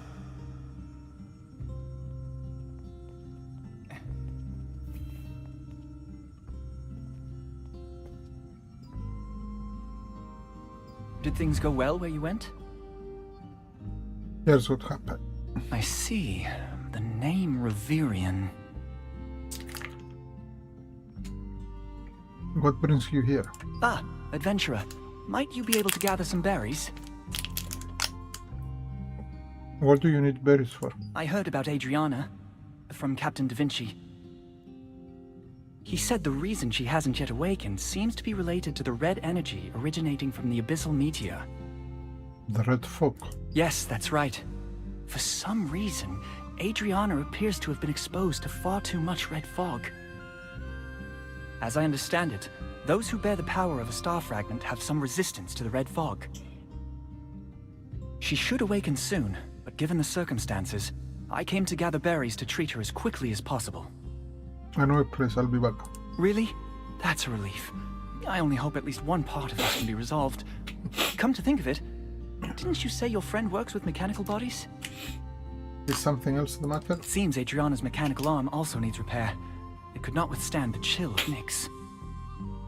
I believe that may also be part of the reason she is not awakened. Since your friend works with mechanical bodies, could they perhaps take a look? I can't promise I'll be able to fix it, but if the problem was the cold, then we need essence of water infused with Deluge Noah's cold. Deluge Noah? Master, if only you'd been more careful back then. Quiet down, you! Well, as you heard, we need to collect some more essence of water. I need to get some berries. Ah, yes. You may go, adventurer. After last time, I opened a shortcut, so even two people could make the trip if energy runs low again. Sending Melvin off by himself? No, absolutely not. But I think it should be fine if he goes with your friend. You're not going? If I go too, then who's supposed to look after our wizard officer? Let me use this chance to get acquainted with some important people, would you? You sure everything will be alright? Of course. The Resistance has continued sealing and driving back Deluge Noah, so to be honest, things have stabilized to the point where one person could make the trip alone. Alright then. See? I knew you'd understand. Then, Melvin and your friend can go, and you, adventurer, can gather the berries and meet us back here. Looks like that settles it. Then I am in your hands, cute little wizard. All right, off you go. Officer Rutain, please have some tea. Pardon? Ah, no, really.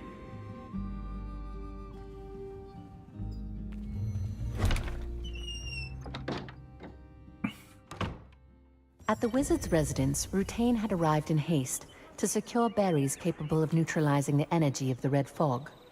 One reason Adriana could not awaken, it turned out, was that she had been excessively exposed to the power of an abyssal meteor. That is, the red fog. Though her star fragment granted her some resistance, she had endured Nyx's brutal cold for too long, while suffering damage to her mechanical body, and the prolonged exposure to the red fog had left her unable to wake.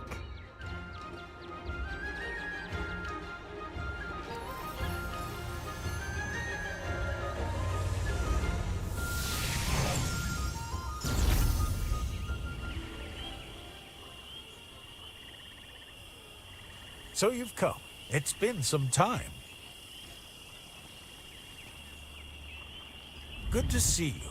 What brings you all the way here? Here's the situation. We need berries. The situation sounds urgent.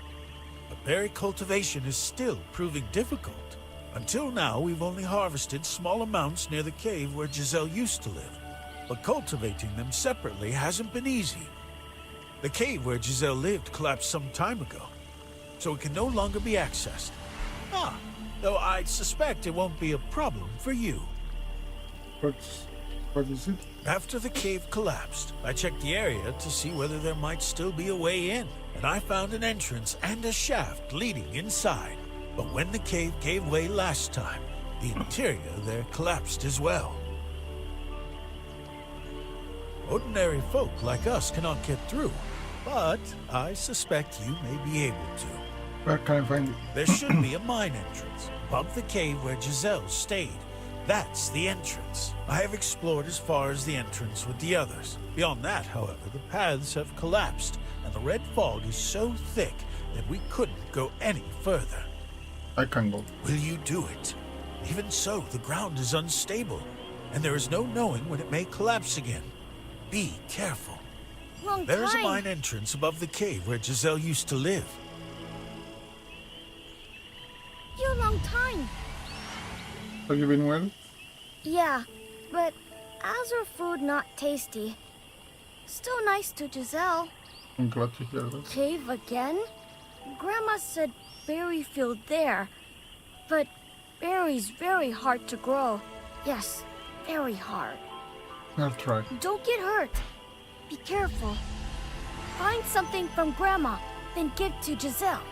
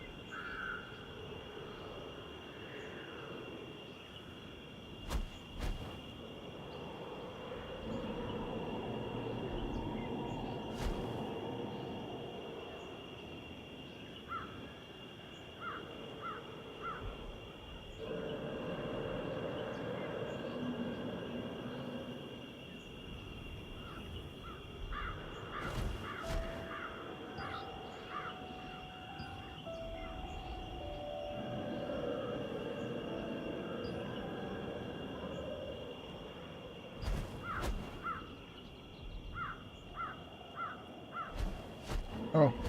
I'll stay.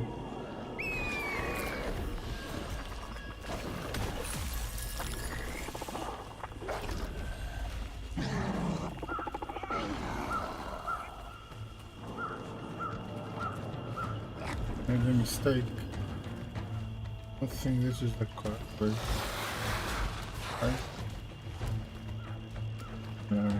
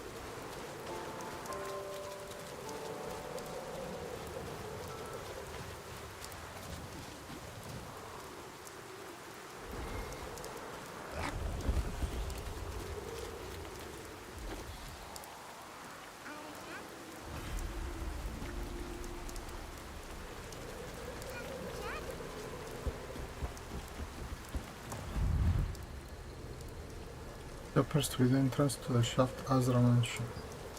Open the door and go inside.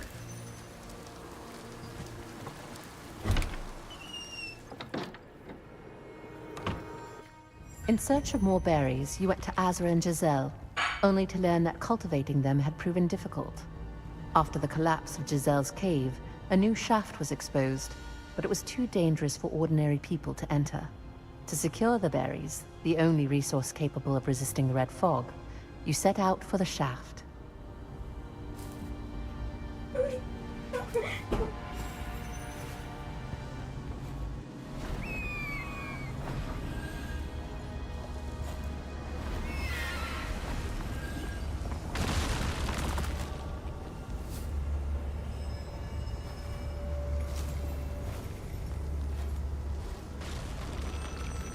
I decided to try growing berries for Giselle. I used to be rather good at tending fields when I was younger. We can't keep hoping to find berries by chance. How do berries grow, I wonder? No matter what I do, I keep failing to cultivate them. Oh, Mithrian, god of the earth, please help me.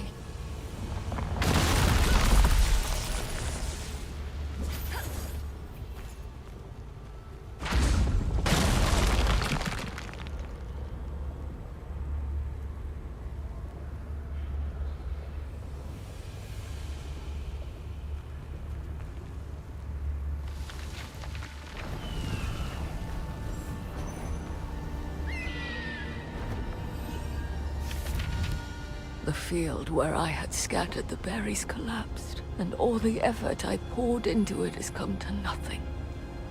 Oh, Einar, please, protect our Giselle.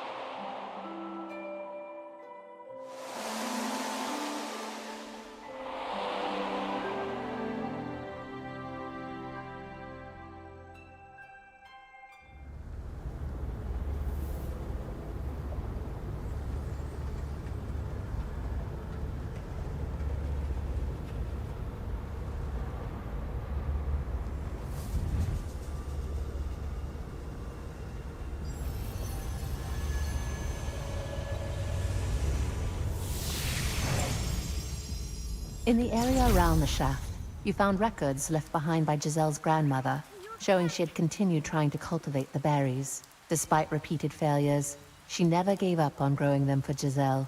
and in the end, became so desperate that she even prayed to the gods for help. The journal made clear the berries were not simply plants found by chance, but a crop of hope that someone had struggled for a long time to keep alive.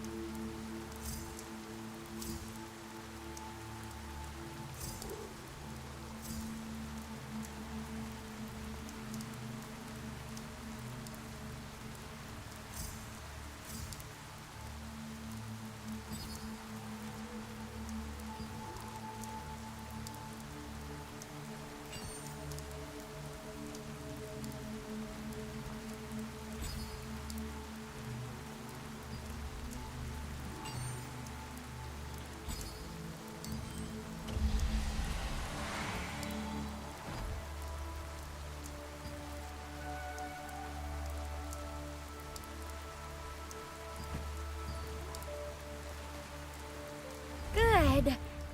Not hurt?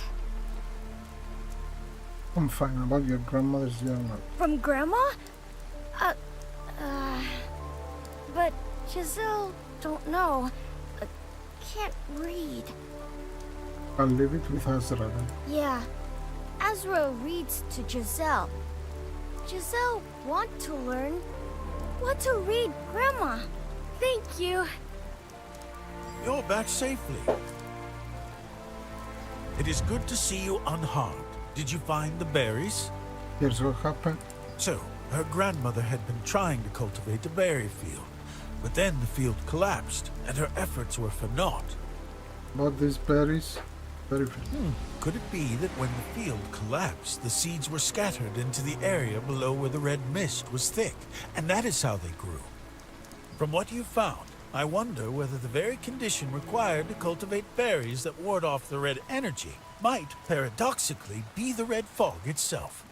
Sounds like a reasonable hypothesis. Based on the information you brought, I shall resume my research into berry cultivation. It is still in the early stages of research, but it should be more effective than eating the berries directly. Though depending on the case, a single unit may not be enough to produce the full effect. My apologies. I should be doing more as a researcher. Will Giselle be alright? Naturally, I've set Giselle's share aside with some room to spare. Thankfully, these days, there are even times when she does not fall ill without eating the berries. And thanks to you, have we not also found a clue to cultivating them? Take them without concern. There's all the berries. Use them for your research. For now, take some more medicine with you for any urgent matters that may arise in the future. They may be only half finished at the moment, but they should still prove useful. Comparing the journal to the conditions on site revealed a startling possibility. The berries may have germinated and grown in areas where the red fog was especially dense. The seeds had likely taken root beneath the collapsed field, suggesting that the conditions required for their growth ran contrary to ordinary assumptions. This became an important hypothesis, that the fruit capable of suppressing the crimson energy paradoxically grew within that very energy.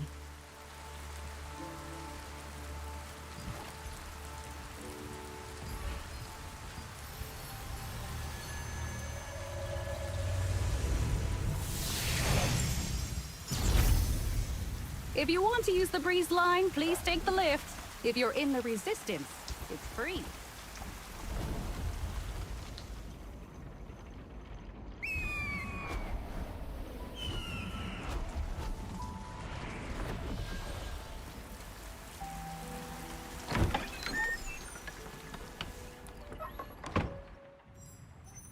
So, at that very moment, I simply blasted the water elemental away with my ultimate spell. Master, surely you don't mean that exploding staff magic? Keep it down. You've returned.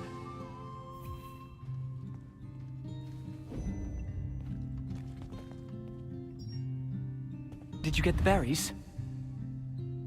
Here's Astra medicine. I see. Then this is essentially a condensed form of the berry's energy. We should deliver it to Captain Da Vinci at once. We've got a problem!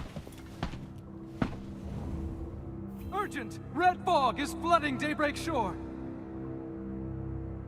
Red fog is leaking from a massive gate on Daybreak Shore. Okay. Soldiers were dispatched, and I heard Officer Rutain and the Adventurer were here, so I came to report. Where's this place? It's the massive gate along the cliffs of Daybreak Shore. I saw red fog seeping through the gap in the gate and reported it at once, but the gate is sealed and won't open. Captain Da Vinci said the two of you were here and told me to hurry and inform you, so I rushed here. We'll go. Ah, understood. I will report it. This is bad, isn't it? Something bad happened, right? If you need to go, go. Hurry. I have a request for you. Me? What do you need? Follow that soldier and check on Adriana. You mean that person from Nyx, right? Thanks to Melvin, I was able to finish testing a device that can withstand extreme cold, but... I believe in you. There's some medicine. Okay. If you're asking me that seriously, then I'll go take a look. Even if it doesn't work, I can at least help bring this medicine along. Then, Miss Lottie, please go this way with the messenger. We'll go too! We'll come with you! Thank you to both of you as well. We will use this magic circle. What? Master, you're serious? Me too? Be careful, okay? Azra handed over several early-stage berry medicine, and just as you were about to return to Adriana with them, a report came in that red fog was seeping from the crack of a massive gate on Daybreak Shore. Entrusting the berry medicine to Lottie, and asking her to watch over Adriana, you headed for Daybreak Shore with the wizards. So they were hiding a place like this on Daybreak Shore. We ended up in a terrifying place.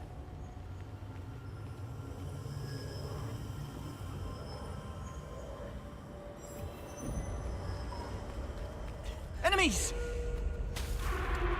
Melvin, keep up! Honestly, if anyone should be careful, it's you, Master!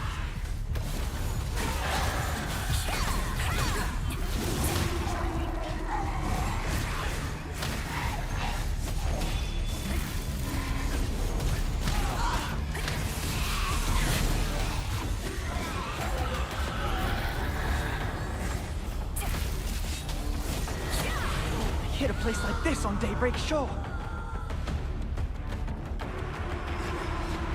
The Slavian Order. So they truly were hiding a place like this on Daybreak Shore. Looks like an old facility. Yes, and judging by the gate that opened earlier, there must have been some great explosion deeper inside. I can sense a tremendous force from far within as well. We must press on at once. This red energy seems to be the same as what we encountered in the Swamp of Silence. What infected Adriana.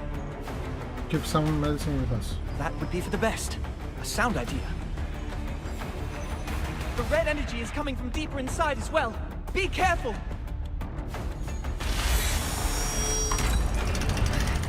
The soldiers are down! Oh dear!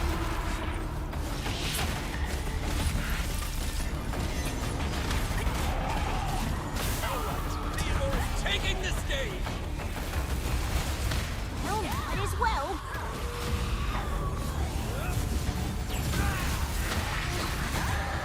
I pull my weight when it counts.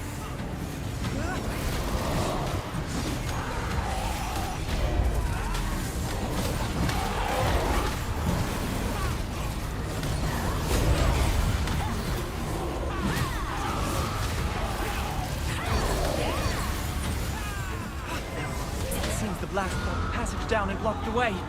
We must find another route. The time has finally come to unveil my ultimate magic. Master, no. No, stop! Oh, stop fretting. Behold the true power of your master! The medicine!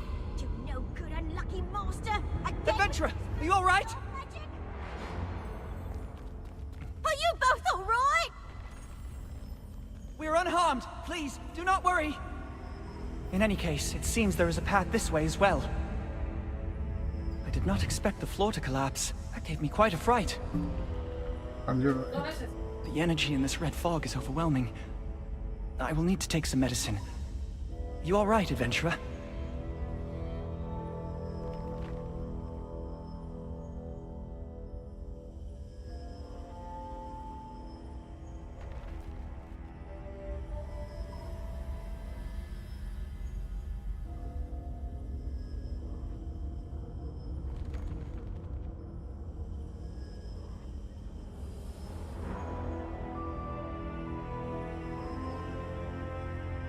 I can handle it. Here's some medicine.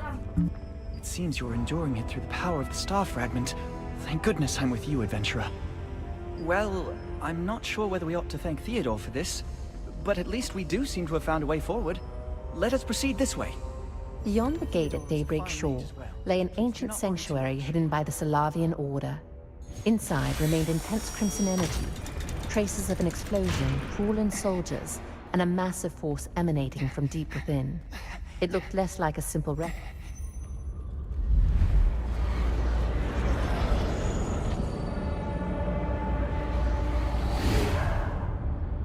This way! Yeah!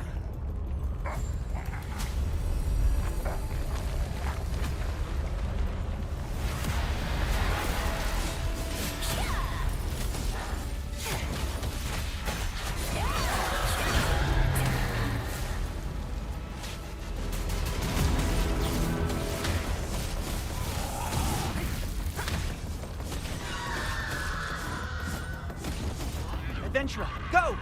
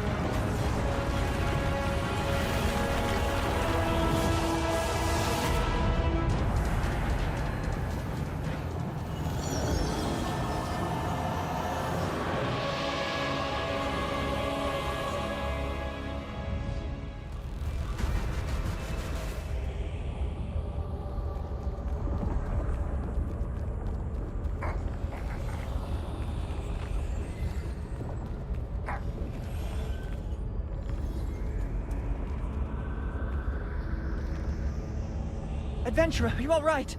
Those Slavian Order fiends. They disappeared without a trace. Yes, I saw it as well. After a portal opened in the sky and the abyssal meteor was drawn into it. As if every last bit of power was consumed. We must report this to Captain Da Vinci at once. Quickly, let us find Theodore and Melvin and make our escape.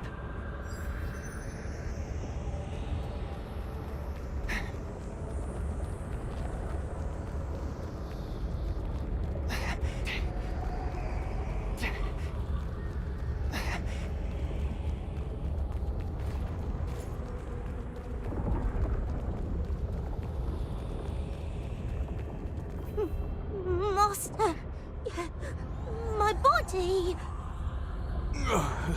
Here, quickly, Melvin. Melvin, stay with us! This is bad. The medicine doesn't seem to be working.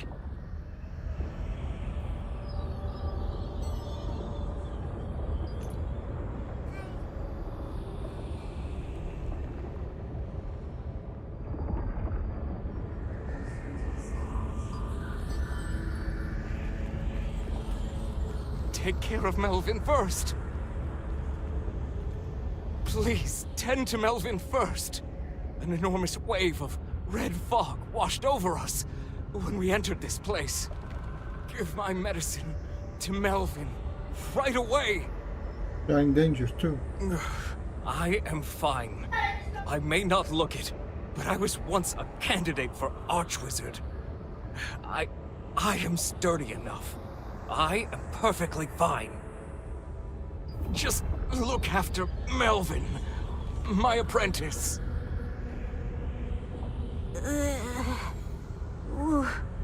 What happened? Melvin, thank goodness.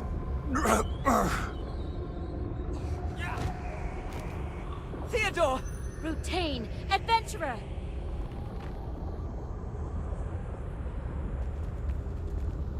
We're the reinforcements sent by Captain Da Vinci. Thank goodness you're both safe. Captain Da Vinci asked that once the situation is settled, you leave things here to Rutain and the reinforcements and return to the field camp, adventurer. What's the matter? He asked me to tell you, the twin sister has awakened. But Theodore and Melvin. We will take care of these two as well.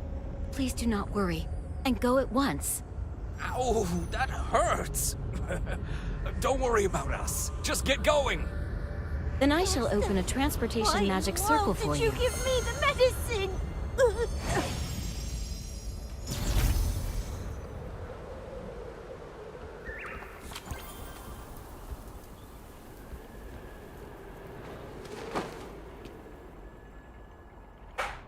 Deep within the sanctuary, the Salavian Order succeeded in moving the secretly hidden abyssal meteor through a portal to an unknown destination. Afterward, all of the Order's members who had taken part in the ritual perished, without a trace. This made it clear that the entire rite had been carried out as part of a carefully orchestrated and meticulously prepared plan. In the process, Theodore and Melvin were exposed to the red fog.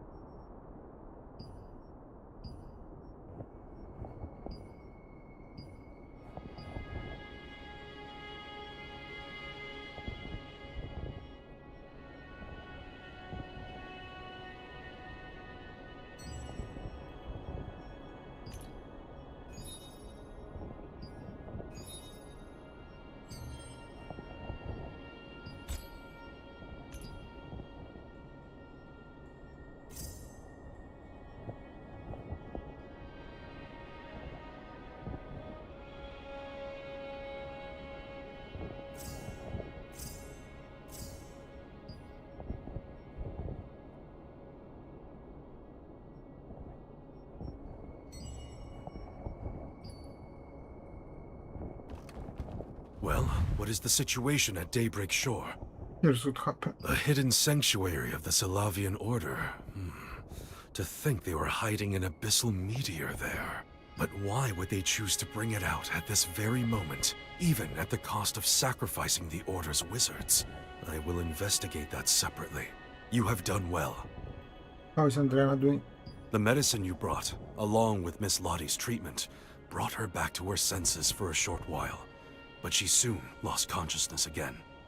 According to Sienna, the red energy and her arm have both been treated, but after taking so long to get here, it seems she has exhausted all of her strength. I noticed earlier that she brought a scroll over there and said you ought to read it. Might be worth a look. It seems she has stepped away for a moment, but go speak with Sienna once she returns.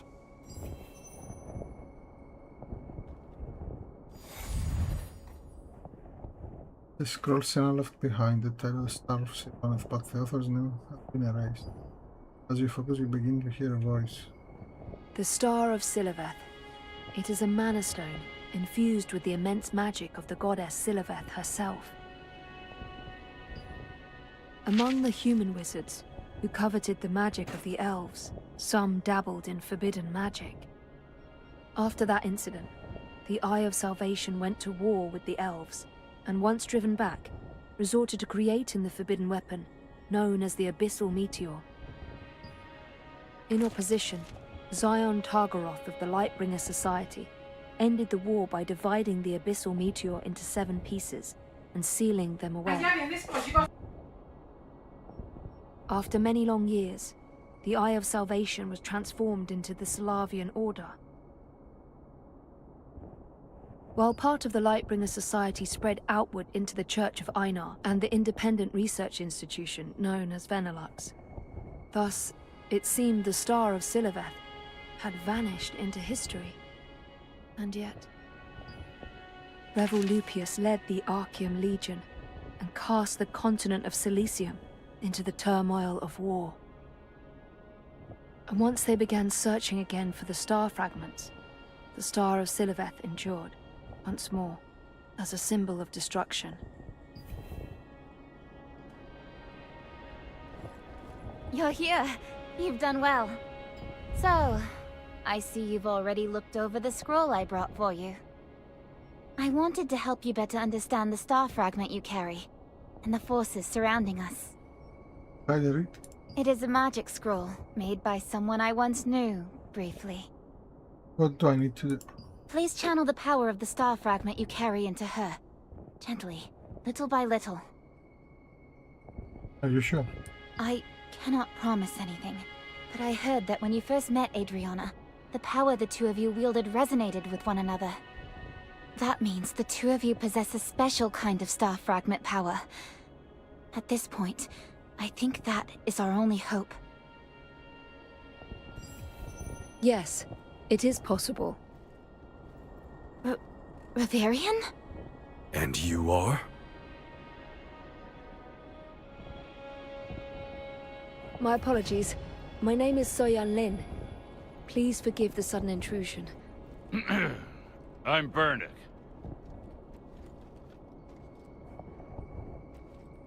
I felt I could not simply stand by and watch, so I came.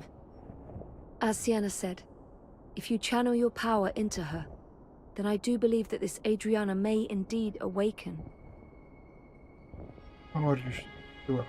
You said that when you suffered from a bout of mana frenzy, you remained unharmed, yes? She, on the other hand, lost an arm. Right. Do you remember what I told you? That the mana frenzy is an outpour of power, meant to protect those who bear a star fragment in moments of peril. Even with the power of a star fragment, its magnitude differs from person to person. That may be interpreted, in effect, as a difference in each person's mana or innate strength. But it may also reflect a difference in the rank of the star fragment's innate power. This has never been proven, of course, but even so, after seeing you, I began to think that there may be some truth to it. If you are someone who has suffered from mana frenzy, and yet possesses a body capable of withstanding that power, then you should be able to control it, and pass it on to another.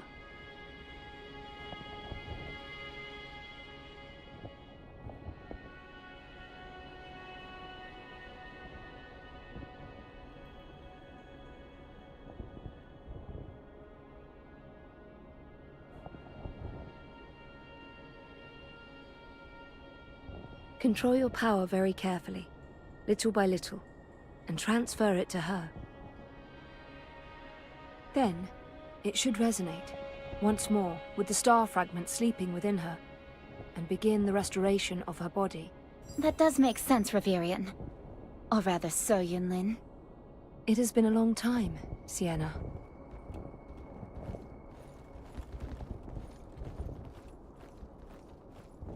Just as So Yunlin said, control the power gradually, as though you're breathing it into her. Carefully now. Gently. Slowly. You're doing well. Just a little more. We're almost there now. Her pulse is beginning to come back.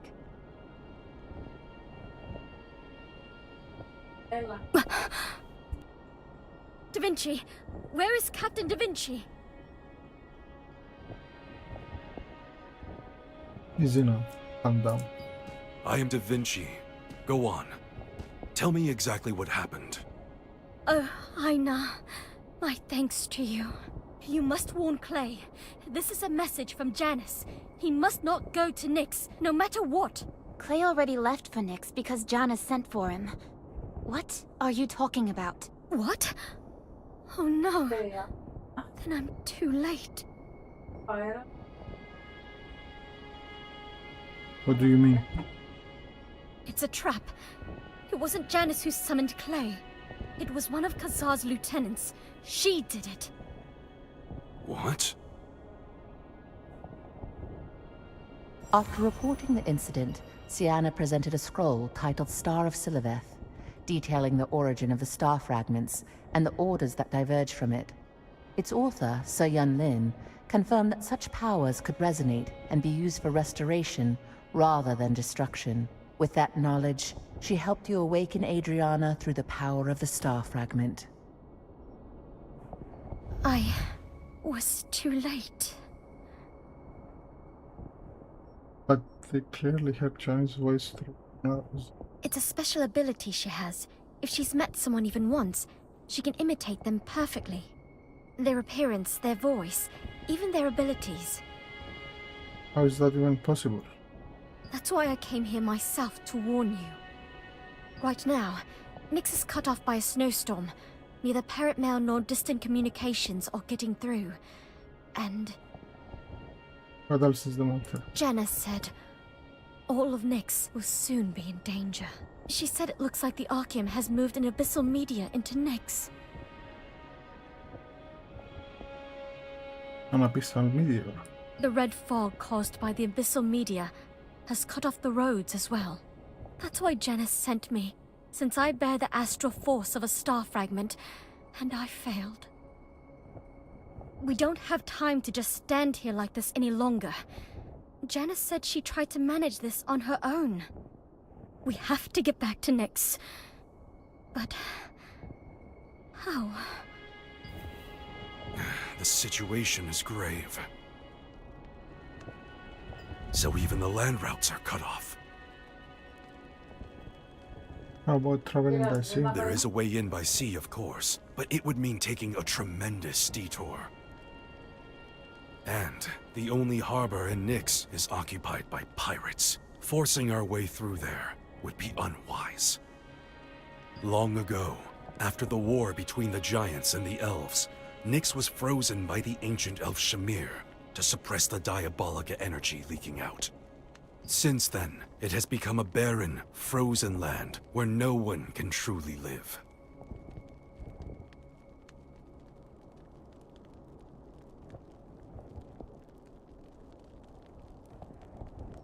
That is why Nyx has remained something of a neutral territory that neither the Resistance nor the Archeum could claim. Neither side wanted to continue the war while enduring that brutal, relentless cold. The war couldn't go on like that.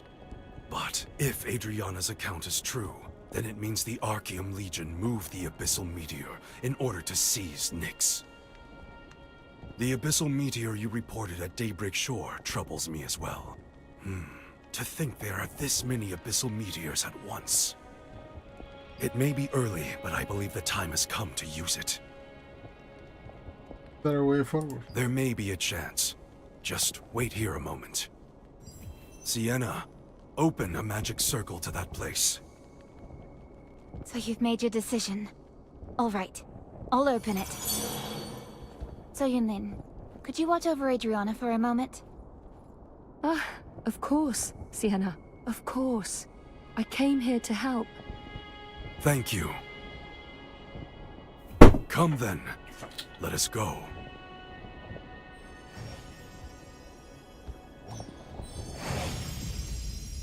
Janice's message delivered through Adriana warned that all of Nyx would soon be in danger.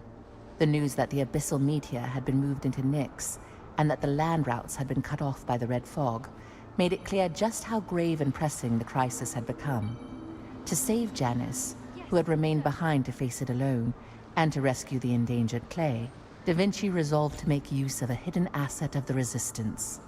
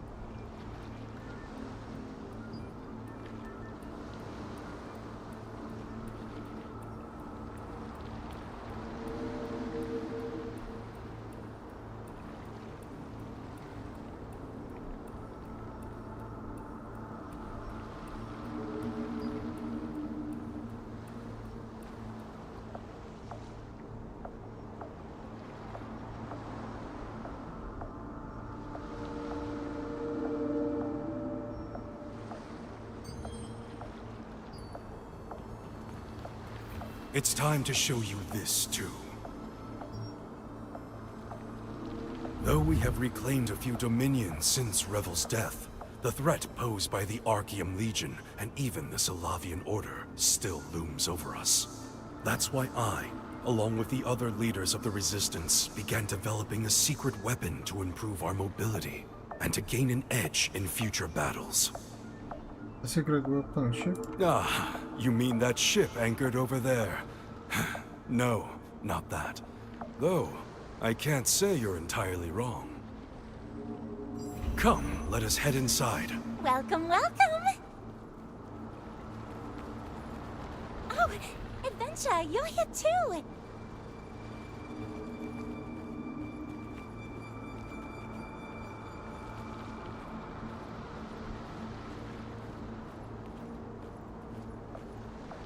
Just as I thought, just as I thought! The greatest talent from the Resistance to burst onto the scene. I wasn't putting my faith in you for nothing. Is this related to Just what I'd expect from a true powerhouse. Captain Da Vinci personally asked something of me, so I've been helping him with it. Come on, don't just stand around here. It's almost finished now, and once you see it for yourself, you'll be really, really amazed. Yes, you will. Up here, up here.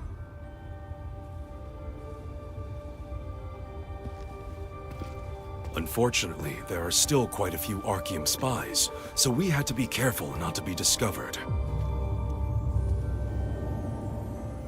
It's not like we could have wizards cast invisibility spells on it all day either. But of course, and that's why Captain Da Vinci sought me out.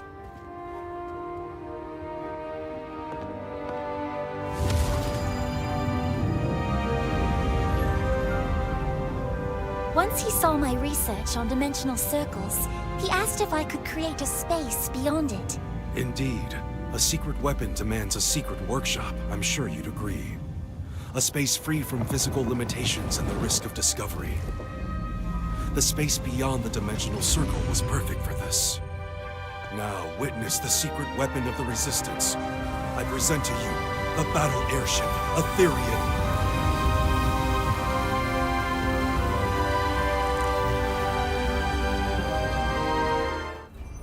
Well, surprised?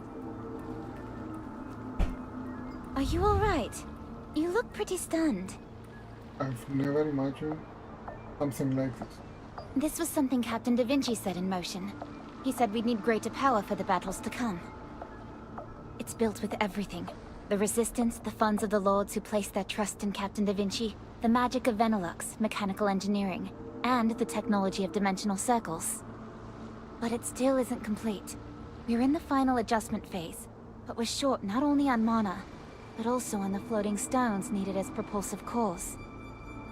We designed the Aetherian by studying how floating islands remain aloft, and applying that principle to it. We had planned to gradually adjust the output and feed it energy over time, but...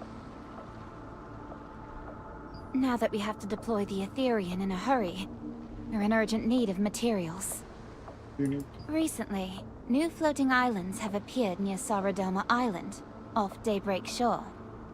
What our measurements indicate is that they contain floating stones with immense buoyancy. Even riding Gigantrite, no one without astral force can reach that location, so we haven't been able to mobilize many Resistance members. But if it's someone who can wield the astral force like you, it should be easy enough to reach. Even so, it'd be nice if you had someone to help you. Ah, you mean that friend from earlier, correct? All right. I'll send you back to the field camp. We'll stay here and continue the final adjustments. Bring back those floating stones.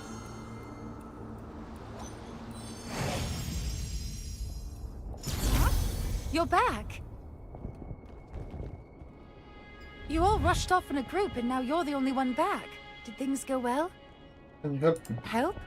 I've already finished adjusting her arm here. She should start recovering soon. Need help with something else, too? Just say the word. If it's something I can help with, I'll do it. Yes, sir. Whoa! An aerial warship powered by floating stones. That's incredible! Mr. Bernick, did you hear that? I did. That would be quite a sight indeed.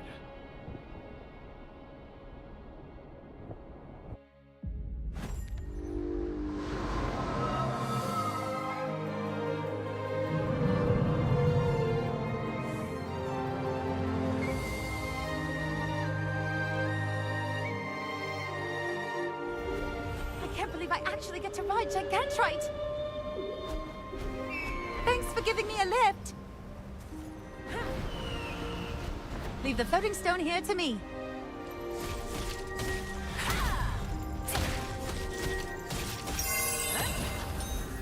So you've got to mind these carefully.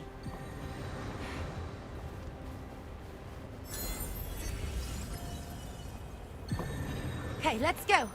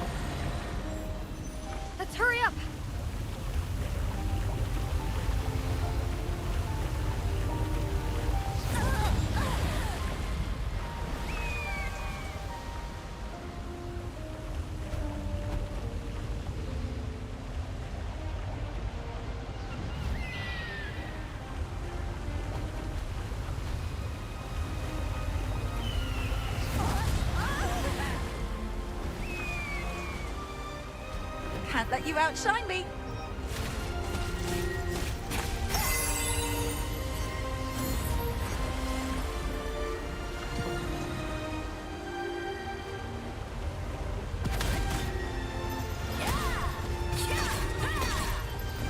Not bad, huh?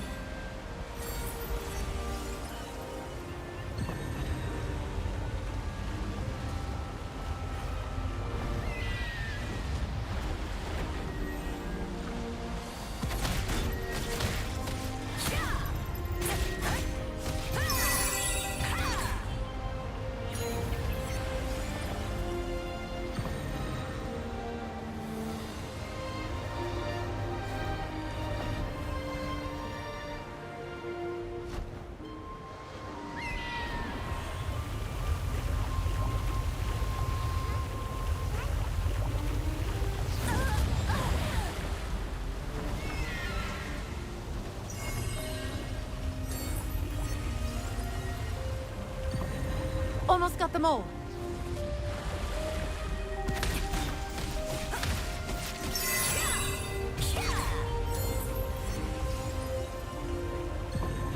Is this about enough? You're truly a member of the Resistance now. We've got enough. Let's get back. The key material needed to complete the Ethereum was floating stones with tremendous buoyancy. To obtain them, you and Lottie were...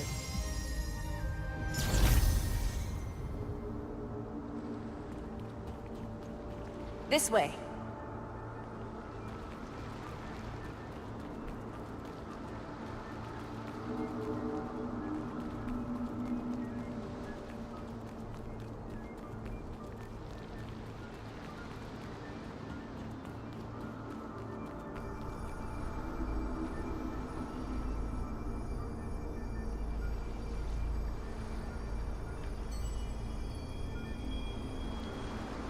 Adventurer, ride the auroral path to get here. There's no need to be scared. Just come slowly.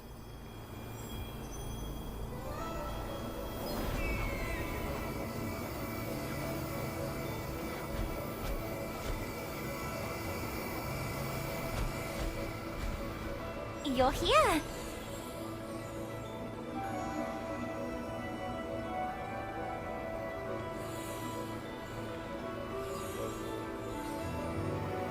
Adventurer, how was the auroral path?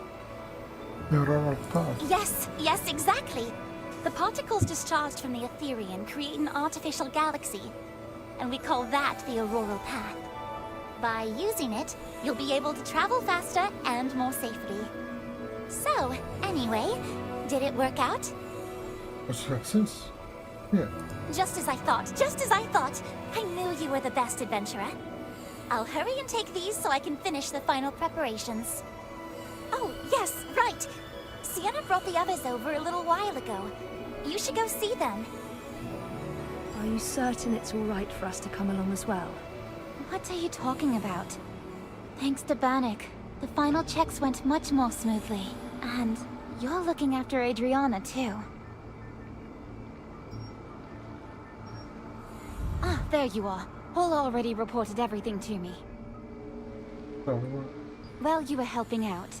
I went and brought them here. Based on what I saw earlier, your friends Lottie and Bannock's skills with machinery could certainly be really helpful for the Ethereum as well. So Yunlin is tending to Adriana, whose condition isn't fully stable. I can vouch for her medical skills. Did you know each other? So Yunlin and I go back to my days at the Pure Light Tower. She was a younger wizard, and scholar I thought very highly of. That scroll you saw earlier, that too was something So Yunlin made back when she was still going by Reverian. I hadn't seen her since the book was designated as forbidden text. I never thought I'd end up seeing her here again.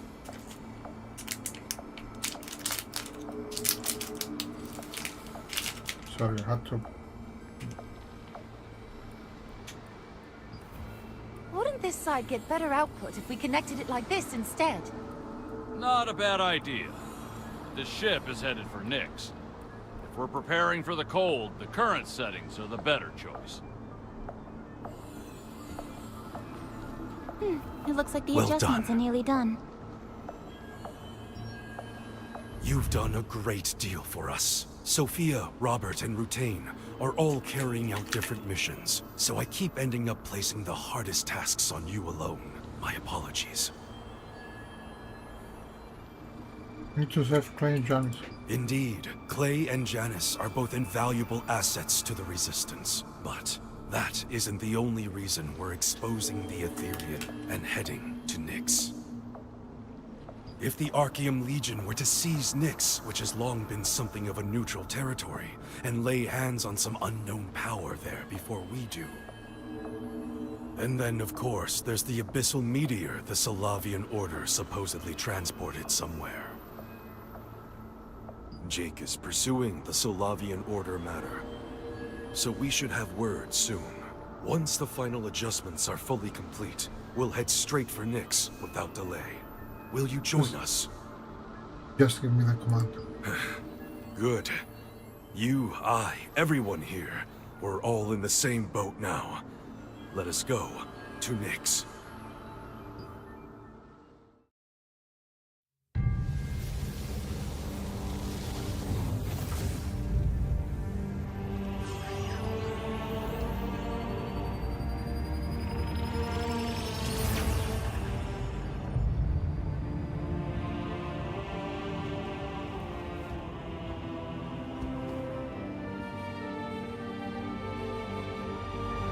Well then, shall we begin?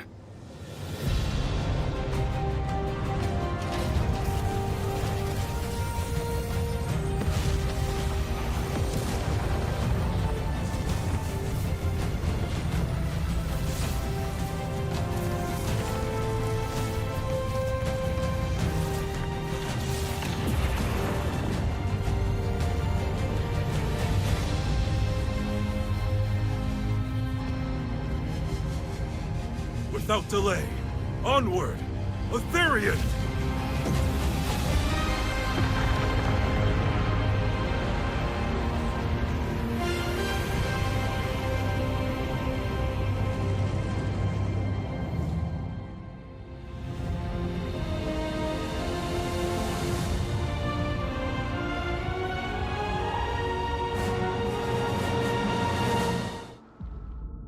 Once the floating stones were secured, the Resistance stood on the verge of launching the Aetherian.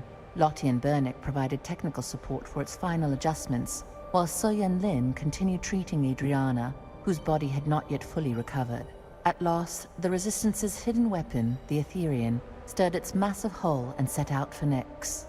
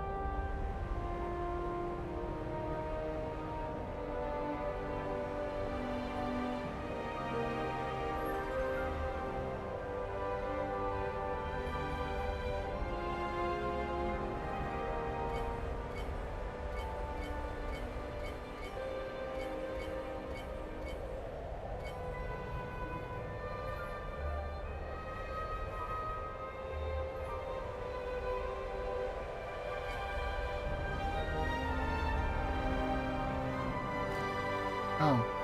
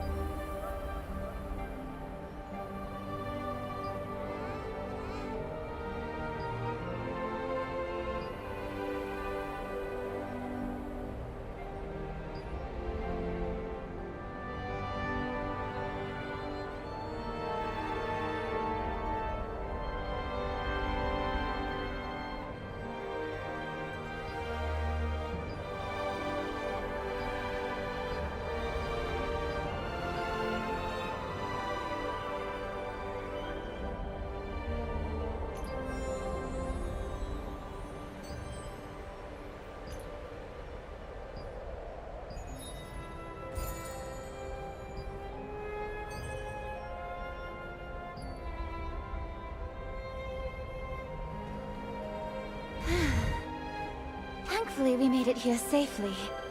I'm used to traveling by magic circles and portals, so actually riding here in person has left me a little dizzy. Still, we succeeded in approaching from above without getting caught in the red fog. For a first flight, both the Etherean and everyone aboard held up remarkably well. Nyx is a land neither the Resistance nor the Archaeum ever managed to claim in the end. Even if either side had taken it, the cold snap would have cost more than it was worth. For now, I'll start by adjusting things, so the Etherean can remain stationed above Nyx. We've arrived.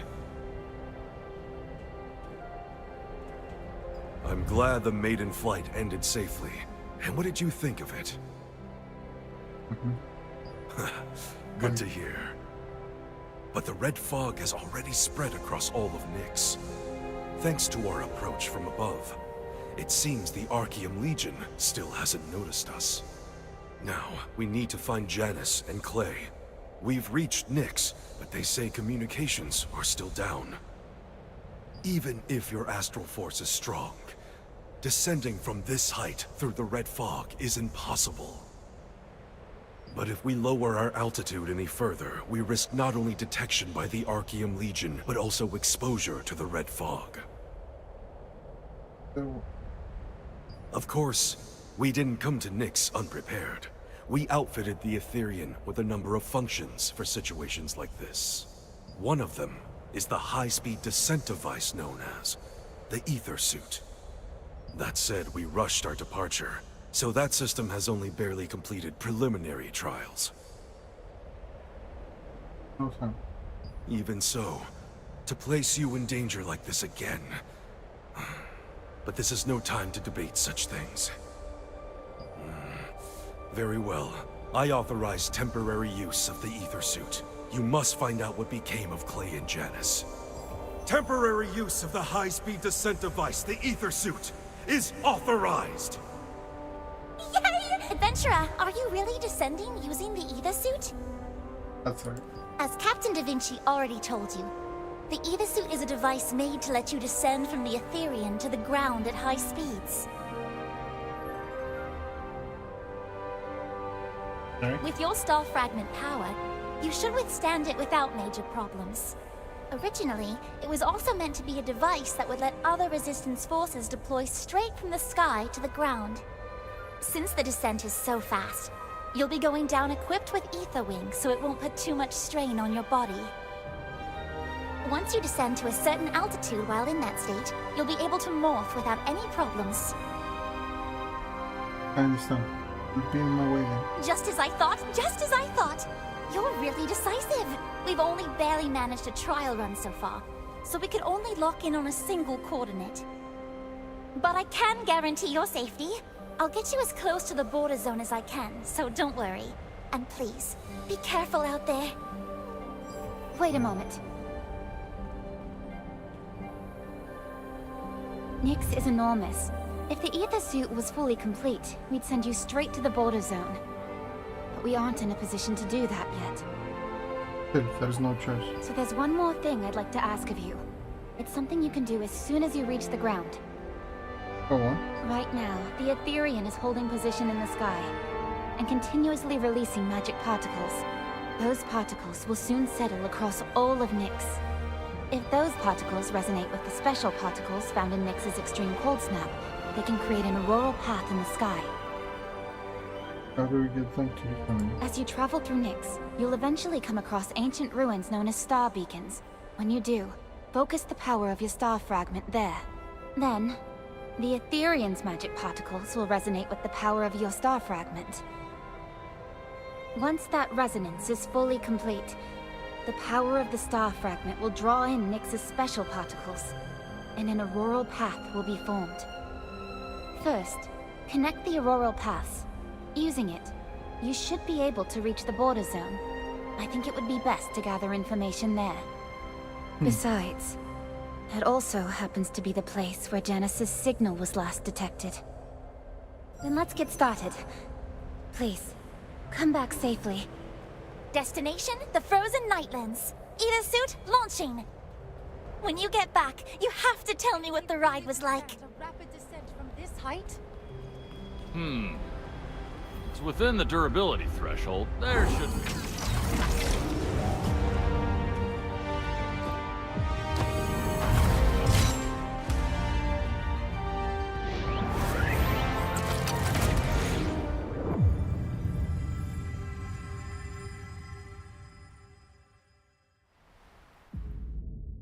Even after reaching Nyx's airspace, communication with the ground was impossible, and lowering the Ethereum further would increase the risk of detection and exposure.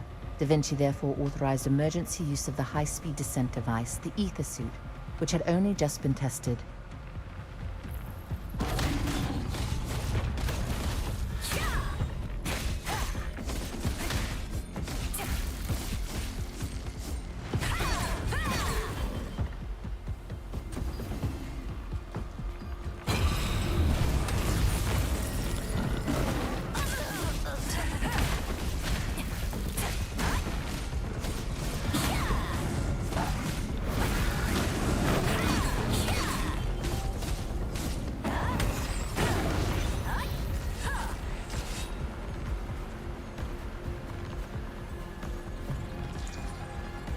Blessing and all the fun is some culture friendly really it's for military.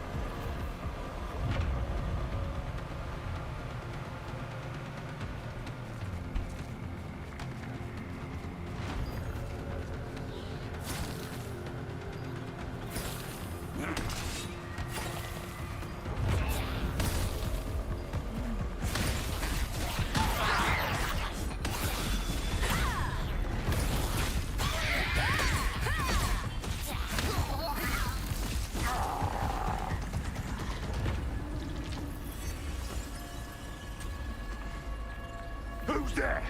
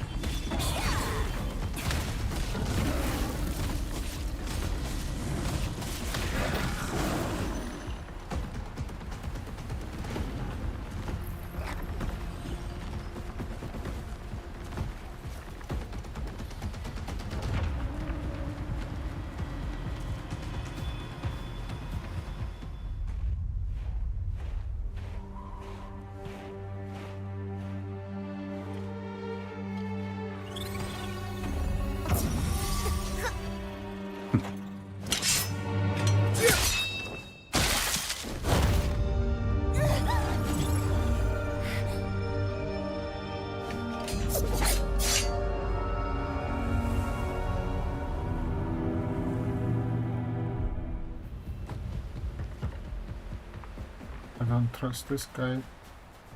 Adventurer, what are you doing here? Here's the situation. What, Jessa? What? Captain Da Vinci's here too. I was just trying to get Clay's whereabouts out of some Archean scum. Figured he wouldn't talk nicely, so I roughed him up a little. Do you know where Clay is? I was ambushed on arrival in Nyx and separated from Clay. I've been near the border zone since, trying to track him down. Dennis last communicated. I see. Then yes, the border zone is where we need to go. It's a fair distance from here, so let's move carefully. What auroral paths? Creating an artificial auroral path out of magic particles. That's an impressive idea.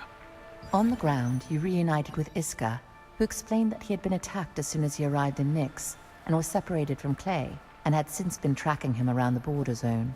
When he heard of the artificial auroral paths, created from the magical particles scattered by the Ethereum, he realized that it might connect to the so-called star beacons.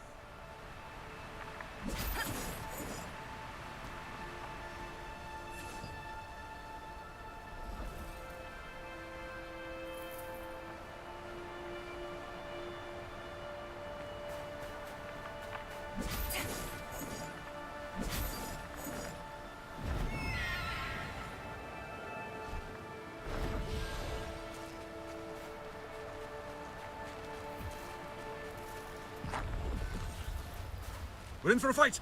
Get ready! Yeah.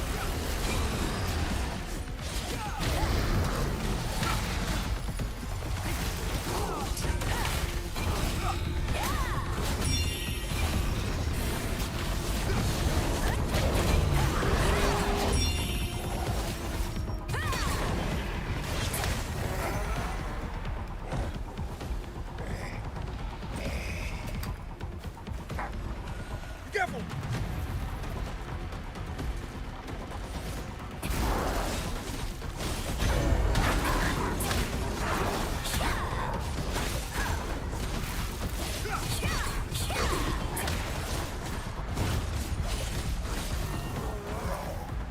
Looks like we're done.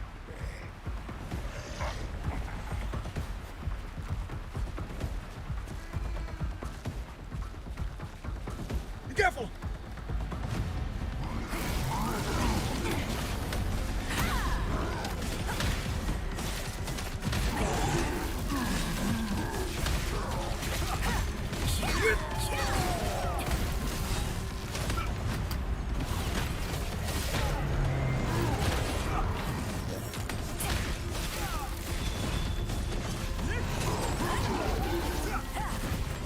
Good technique. You've grown stronger. Looks like we're done.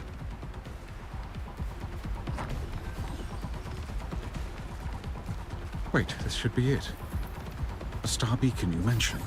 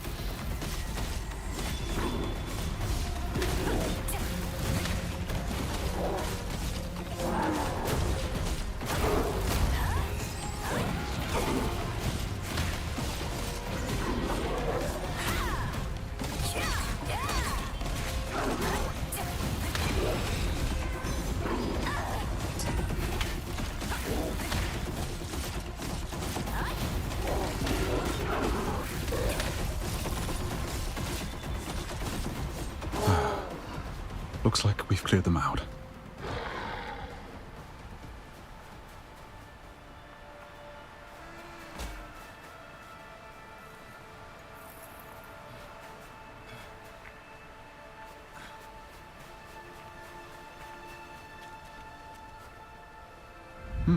This should be the star beacon you mentioned. Looks like I need to go. So, the Ethereum's magic particles do create an artificial auroral path. I need to see it for myself. But if this auroral path really is a path made by the stars, then riding it via morphing should be possible too. I don't have experienced it. That's something to look forward to. If such path exists, we can reach the border zone faster. Well then, let's head up and see. Come on, let's go.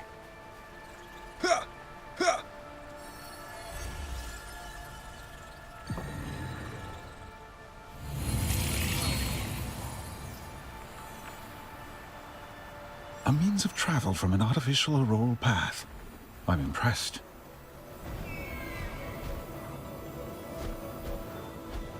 So this is the auroral path.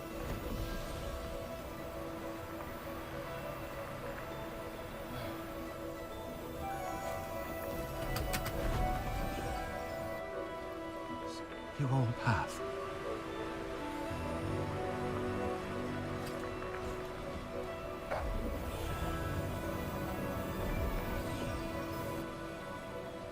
your old path.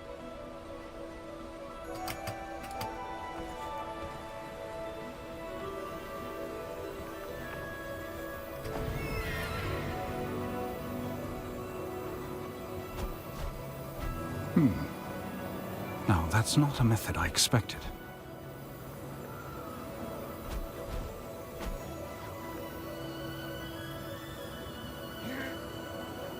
At this rate, we'll reach the border zone in no time.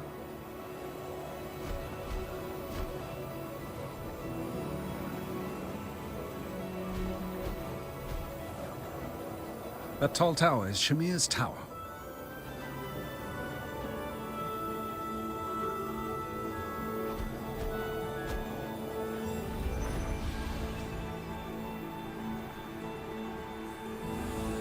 Come on, let's get moving again.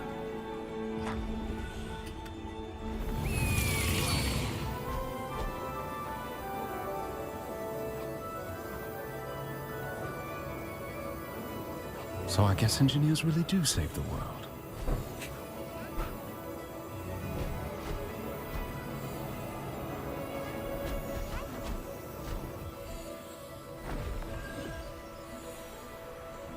See that huge mark over there?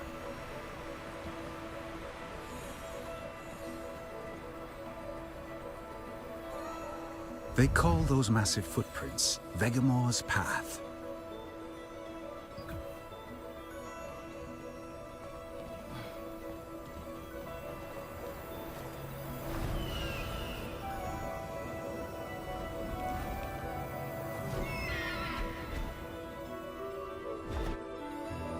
Mark over there.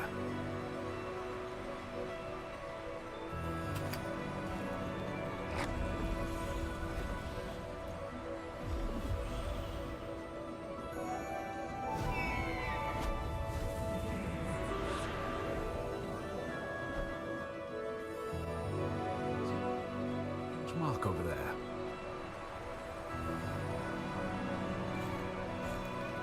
They call those massive...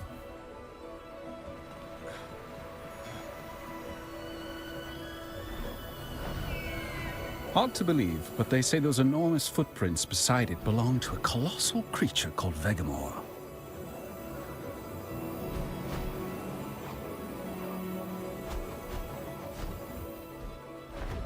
Ah, here we are.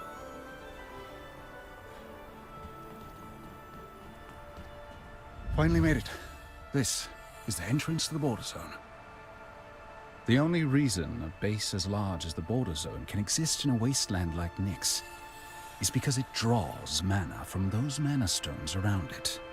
That's an enormous mana. That's what lets it maintain a stable supply of mana.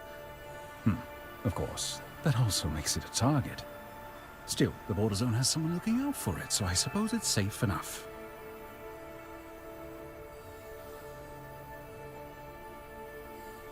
How are you talking about? You'll understand soon enough, once we head down. Just be careful.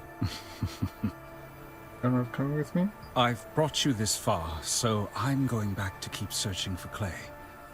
I'll look my way, you look yours.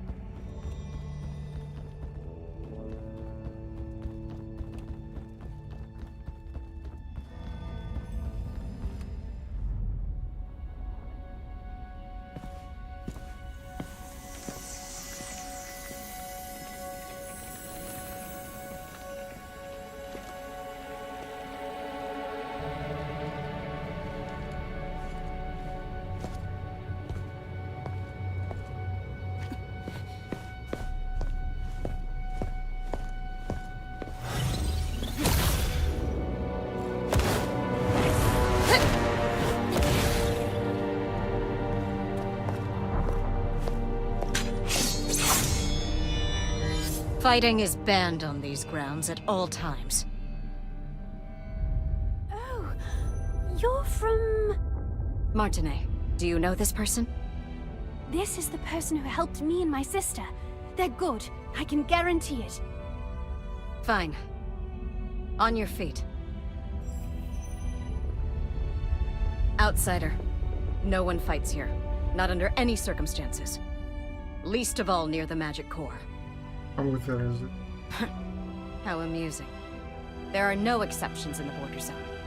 Human, elf, dwarf, or any other beasts. Resistance or Archaeum, it makes no difference. Those are the laws of the border zone. If you won't abide by them, leave. Understood. Martinet has vouched for you, so I'll let it pass this once. But if I see even a hint of this sort of behavior, I won't overlook it. But... No one will stop you so long as you do not fight. Welcome to the border zone, outsider. Thank goodness. Now all of you, enough gawking. Get back to your business. Cerise can be a little harsh. So that's her name. Yes, that's Cerise Noctus, captain of that local watch in the border zone. Wouldn't be an exaggeration to say this place as safe as it does because... And things almost turned ugly next to the magic core, which is even worse. Tell me about the magic core. Thanks to that yellow magic core, the border zone can stay relatively warm and livable, even here in the cold of Nyx. It's one of the most precious resources we have at our disposal. I was worried about that Arkham. Once you're inside the border zone, labels like the Resistance and Archaeum don't mean a thing. Even that Archaeum soldier from earlier has been here quite a while. It probably doesn't make much sense to you yet. It didn't to me at first either. But what brings you all the way out here to Nyx? I'm looking for Clay. That's what happened. So, my sister made it safely. That's a relief. But if Clay was already in Nyx, then she must have arrived too late. And with the red fog on top of that. The border zone was governed as a neutral territory where humans, elves, dwarves, other species, the Resistance, and Archaeum alike were all subject to the same rules. There you met Cerise Noctis, leader of the local watch, who made it clear that no armed conflict would be tolerated in the border zone, and welcomed you in her own harsh way. Your mana frenzy is still untreated. That's happening again after coming to Nyx. This won't do. Before it gets any worse, I'll give you a little of the calming potion I made for my sister. Come with me. Come on, come with me. Quickly. Cerise was a bit too harsh, wasn't she? Please try to understand. All kinds of races and factions gather here in the border zone. It's one of the few places in Nyx with underground shelters of this scale, protection from the cold, and even warmth thanks to the magic core. All right, here you go. Drink this.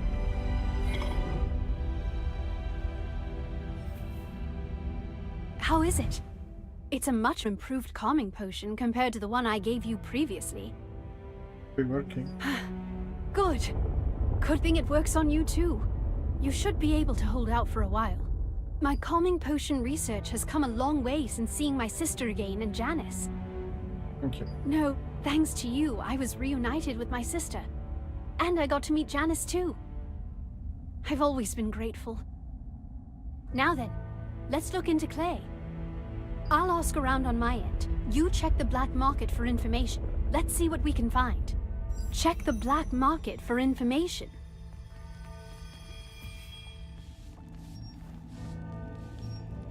Huh? Clay? Who is that?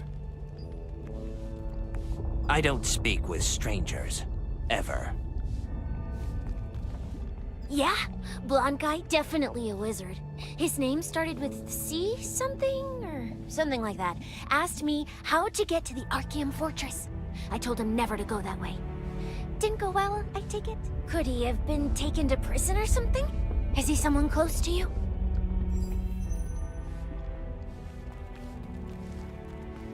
Did you find out anything? If it was a blonde male wizard, then it must have been Clay. But why of all places would he head for the Archaeum Fortress? We must find Cliff. All right. First, let's find Clay and ask him ourselves. But you absolutely can't approach the Archeum Fortress alone. There must be a way. Even the Archeum Legion can't readily maintain supplies in Nyx, so they don't dare lay a hand on the Border Zone merchants' carts. If you ride one of those carts, you should be able to get close to the Archeum Fortress. I'll speak to a merchant I know. I'll make the arrangements, so please be careful. An adventurer, are you?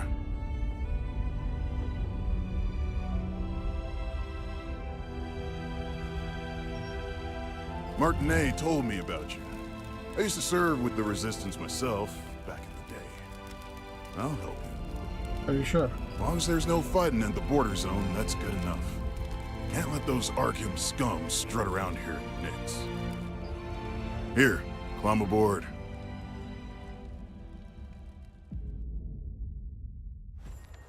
Up you get now.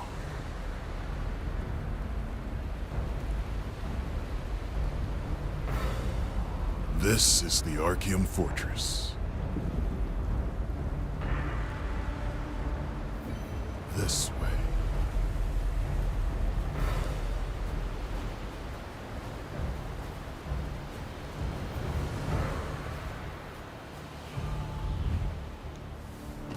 Contains my shot.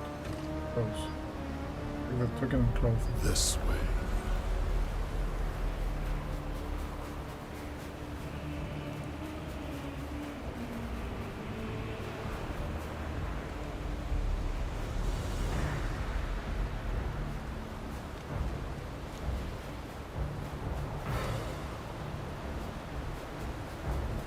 Don't do anything that draws attention.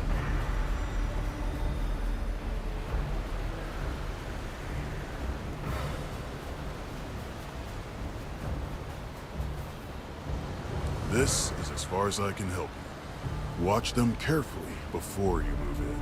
Don't die.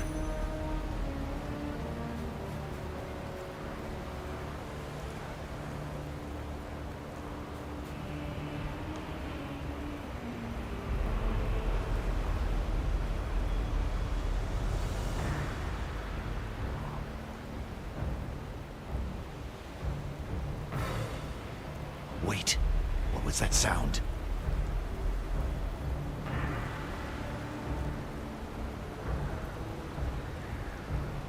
I'm hearing things.